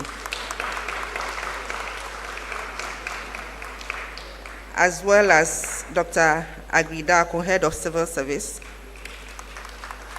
And we also have Professor Lord Mensah, Head of Local Government Service.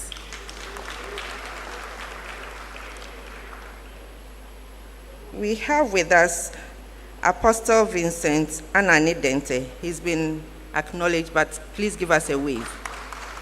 As well as Apostle Eric Nyameche, Chairman of Church of Pentecost Ghana.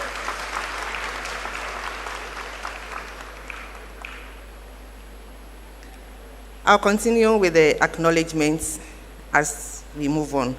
I would like to go on to presentations, and then I'll come back to acknowledge some more dignitaries. Prof. Bawole is the Dean of the University of Ghana Business School, which is located in the College of Humanities of this university. First on my list, we have the College of Humanities. Please step forward to make your presentation. College of Humanities, please step forward.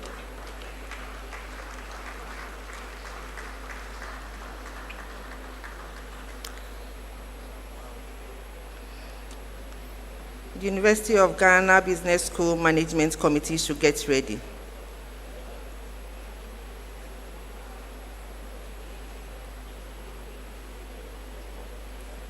School Management Committee, UGBS, please get ready.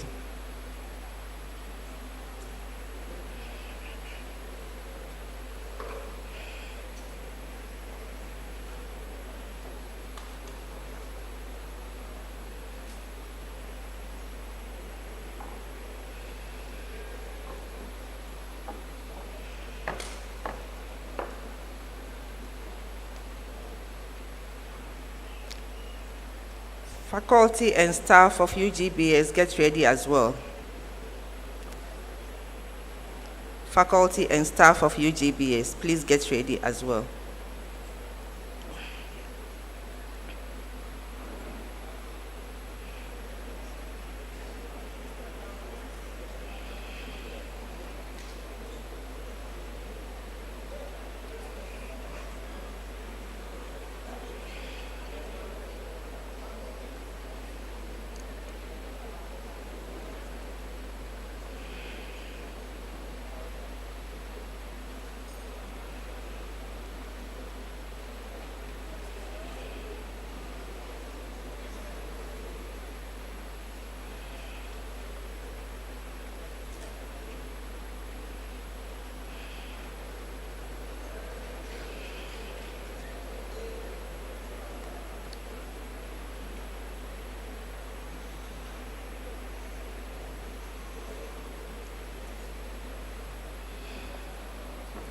Department of Public Administration, please get ready. Department of Public Administration.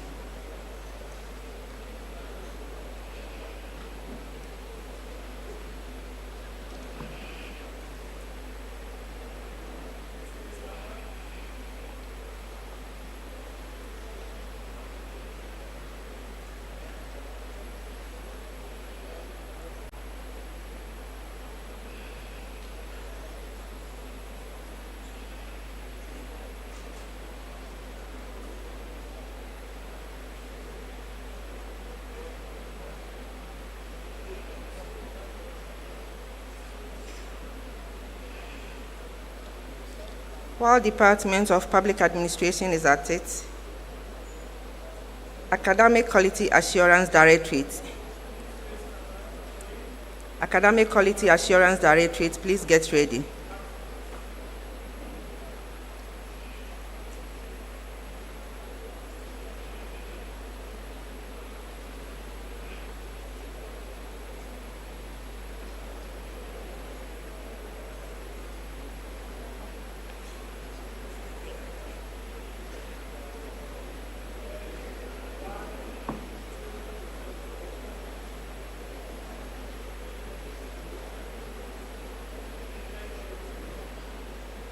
So, Academic Quality Assurance Directorate, please mount the stage.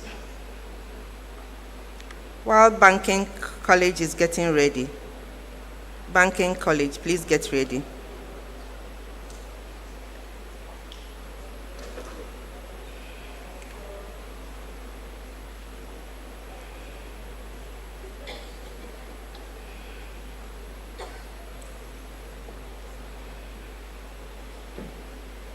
Banking College, are you here? Public Sector Reform Secretariat, please come up.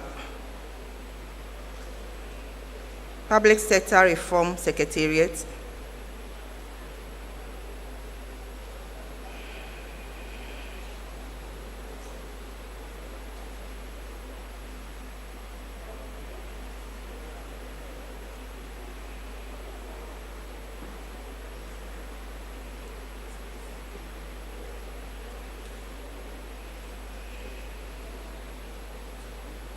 Church of Pentecost East Legon Worship Center should get ready.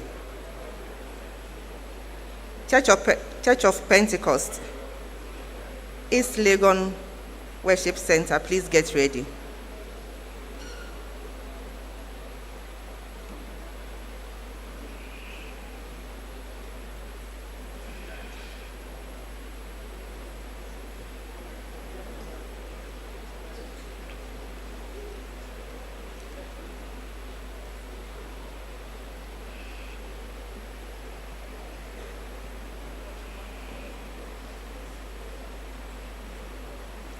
Baobab should also get ready.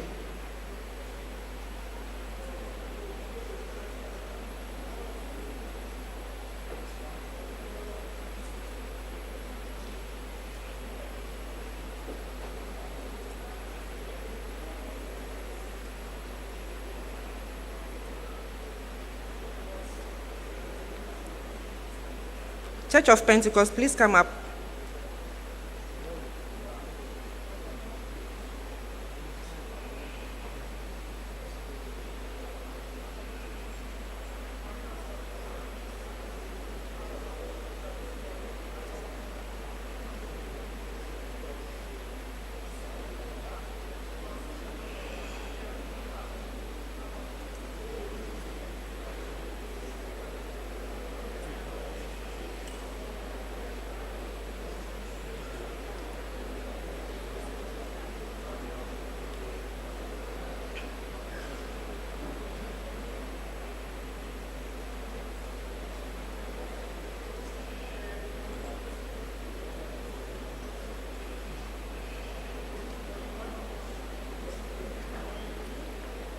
Baobab, are you here, please?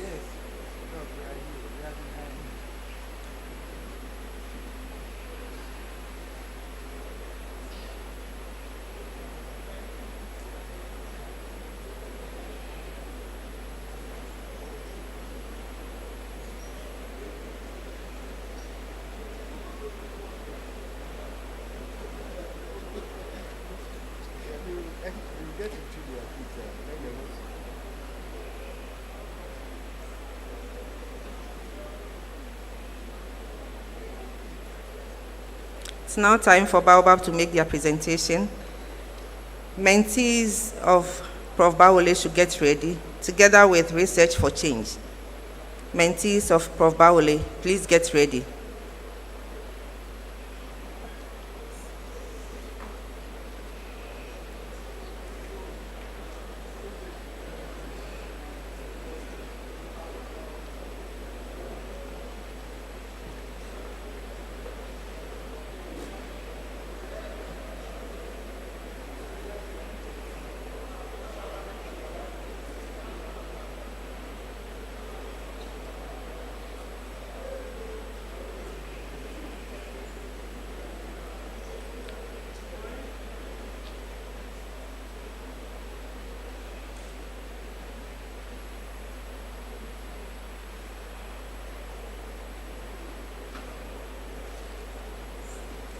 Mentees of Prof. Bawole.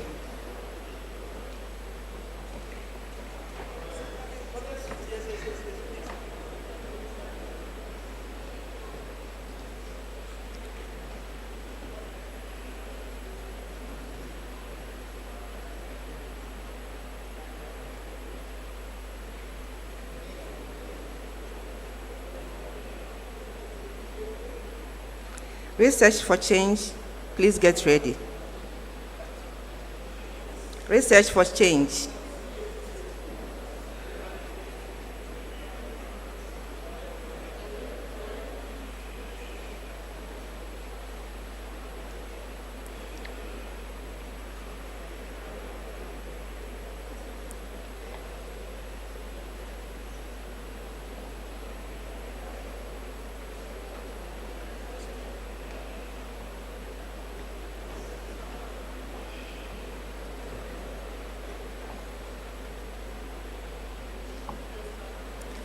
Before I call the last group, I would like to announce that we also have a tall list of presentations, and we cannot take everything in here, but there is a desk outside. I'm careful not to use the word gift. If you have a presentation, please move forward. There's a desk there. You can make your presentation too.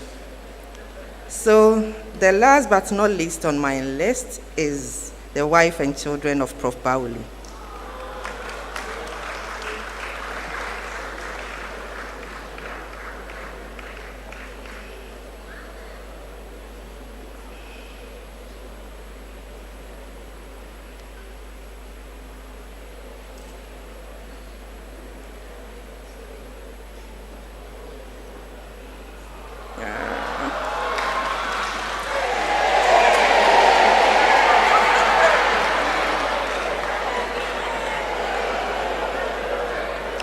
Prof. Bawole, your pastors are here.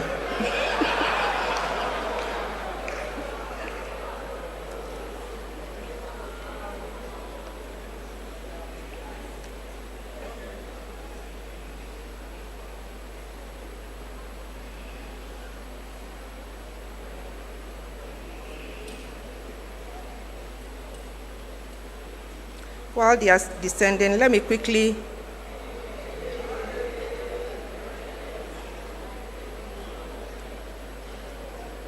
acknowledge Professor Kofi Buzia, Pro Vice Chancellor of Pentecost University. And I also have Professor Samuel Kwekubonzo, Rector of Kempa.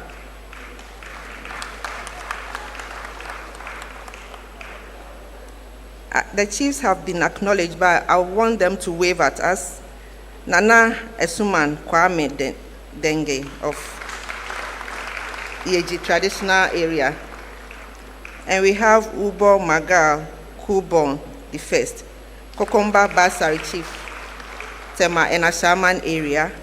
And then Ucha Bubo John Mate Bowen, Paramount Chief of Saboba Traditional. Please forgive me if I mutilated your names. At this point, distinguished ladies and gentlemen, it's my distinguished honor to invite our Vice Chancellor and Chair to deliver her closing remarks. Please let's welcome her.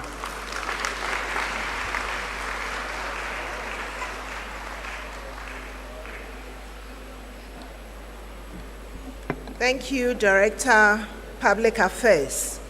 It's been a long evening, but we'll be out of here very soon. Distinguished guests, ladies and gentlemen, we have just experienced a stirring lecture. And this is what I call a national provocation disguised as a scholarly presentation under the auspices of the UG Inaugural Lecture Series.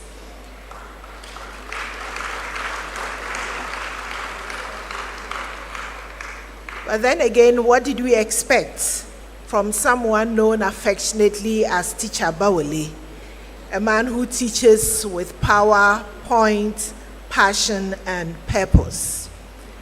This evening, Professor Bawole has not only held up a mirror to our society, but also added a magnifying glass. And what is more, he cleaned the lens so that we will see our blemishes more closely. But I will not begin with the wickedness. I'd rather start with the wonder of this man. From humble beginnings in Yeji, Professor Bawole has literally moved from chalkboard to boardrooms and smart boards. From Agentura to Yeji Day Secondary Technical School to Wesley College, through University of Ghana to University of Manchester, back to Legon. No matter where he found himself, his energy, his enthusiasm, his wit to bring change to his life and to the life of the society around him hasn't changed, remaining ethical in all his dealings. In today's lecture, we saw him in full flight. He made the case, backed with data and theory, that Ghana's development dilemma is not just about poor policies or lack of institutional reforms. It is not because we lack the men or the women. It's about what I call an ethical collapse, a cultural corrosion that runs from our streets to the seats of power. We are all involved. No one seems to be left out. And that is why it is our corruption, our ethics, or perhaps lack of.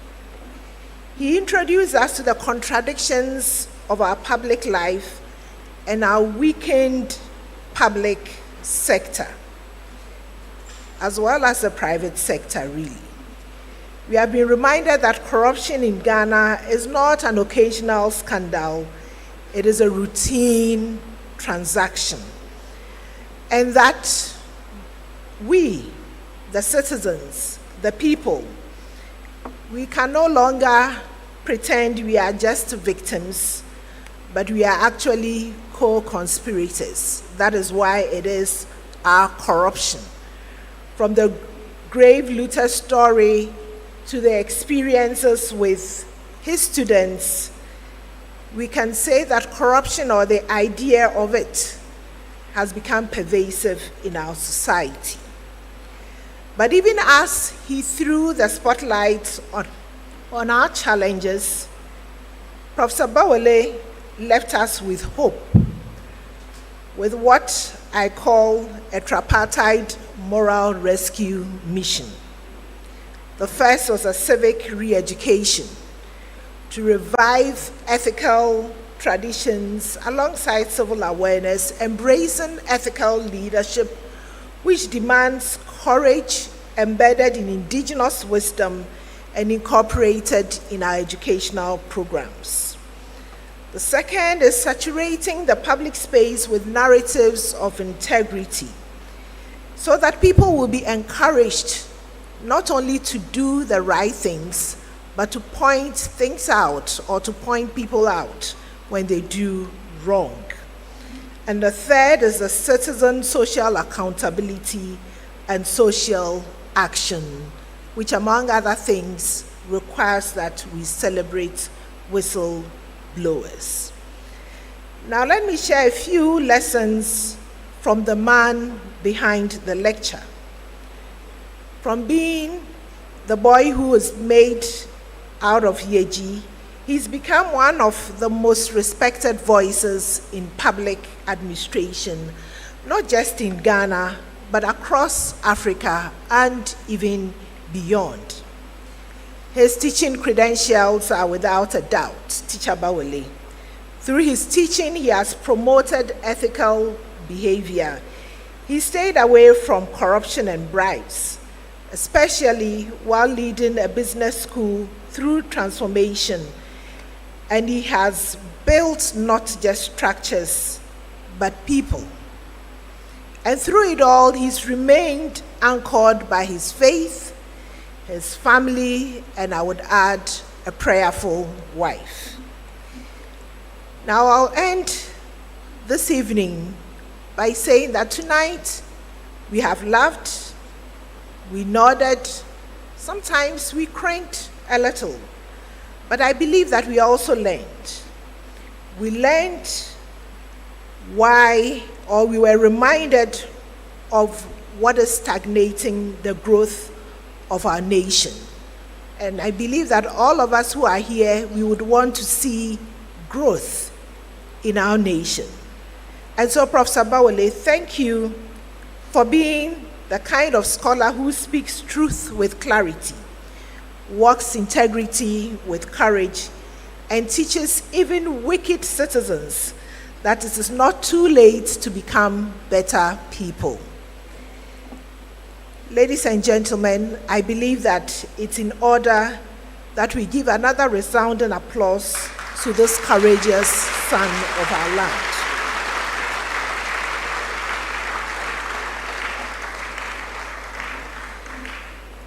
He has shown us that even in the face of wicked problems, wicked courage can change the narrative. It has been an evening of what I call wicked citizens, wicked problems, and one very courageous professor. I hope that you not only enjoyed this evening, but also you are taking some lessons with you, which will help bring transformation to our dear nation. And on a lighter note, Professor Bawole doesn't take gifts. So please, once we close, pack all those presentations and take them to the VC's lodge. Precious, we will meet there and have a discussion over that. Thank you all so much for coming. Do have a good evening, and let's see you again next time. Thank you.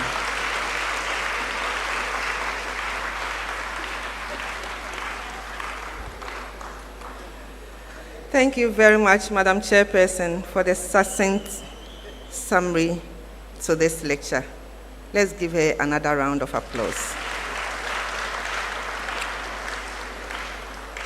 The Chairperson has delivered her closing remarks, so I needn't talk or introduce any more people, but please permit me, please.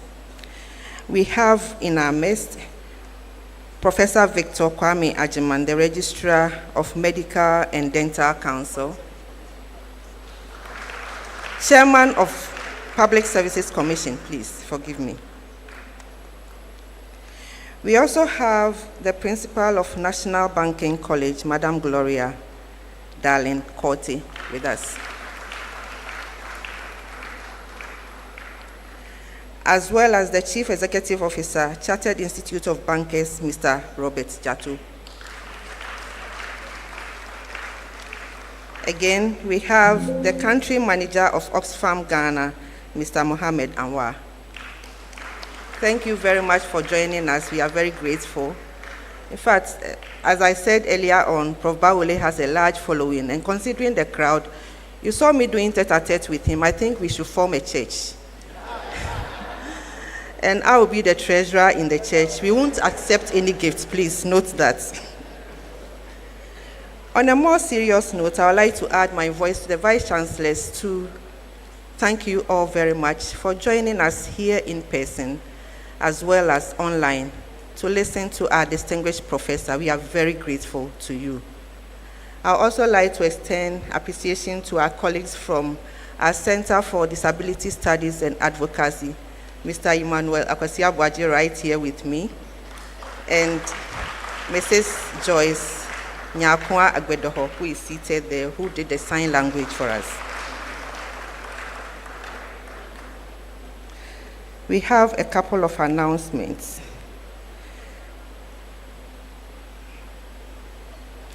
Prof. Bawole will be hosted at our radio station, Radio Universe 105.7, on 16th July, that's coming Wednesday, at 8 a.m. Here in this hall, you cannot ask any questions because we consider him as an authority in his area, and so we don't allow questions here. But once he appears on Radio Universe, you can tune in with all your questions and concerns, and he will be there to answer them for you. So please, on Wednesday, 16th July, please tune in to Radio Universe 105.7 and listen to Prof. Bawole and get your questions answered. And I'm also happy to announce that we are currently live on Radio Universe 105.7, as well as on University of Ghana social media platforms. We have a number of upcoming programs. When you turn to the back cover of the brochure, we have the last inaugural lecture there. And this will be delivered on 31st July by Professor Regina Apia Opon at the Noguchi Memorial Institute for Medical Research. And she'll be speaking to the topic, the potential role of medicinal plants in Ghana's healthcare system and economy. You wouldn't want to miss this. It will be same time here at the Great Hall, 5 p.m. Don't miss it, please. Congregation ceremonies will take place on 25th and 26th July. So we want you to take notes, but more especially to our members of convocation, kindly return your gowns. There's a desk out there. Return your gowns so that they'll be loaned for you to use for congregation. Academic Affairs Directorate has a desk at the forecourt. Please return your gowns to be landed for congregation. For our order of refreshments, we have refreshments at the forecourt. That's the AA Kwapon Quadrangle for students, and on the north wing to my left for our special guests and members of convocation. For our order of recession, the platform party will recess first, and then the rest of us will follow, and we'll do some more group photographs when we step out there. Distinguished ladies and gentlemen, thanks once more, and please kindly rise for the university anthem. You'll find the lyrics on page 12 of the brochure and also on the screens.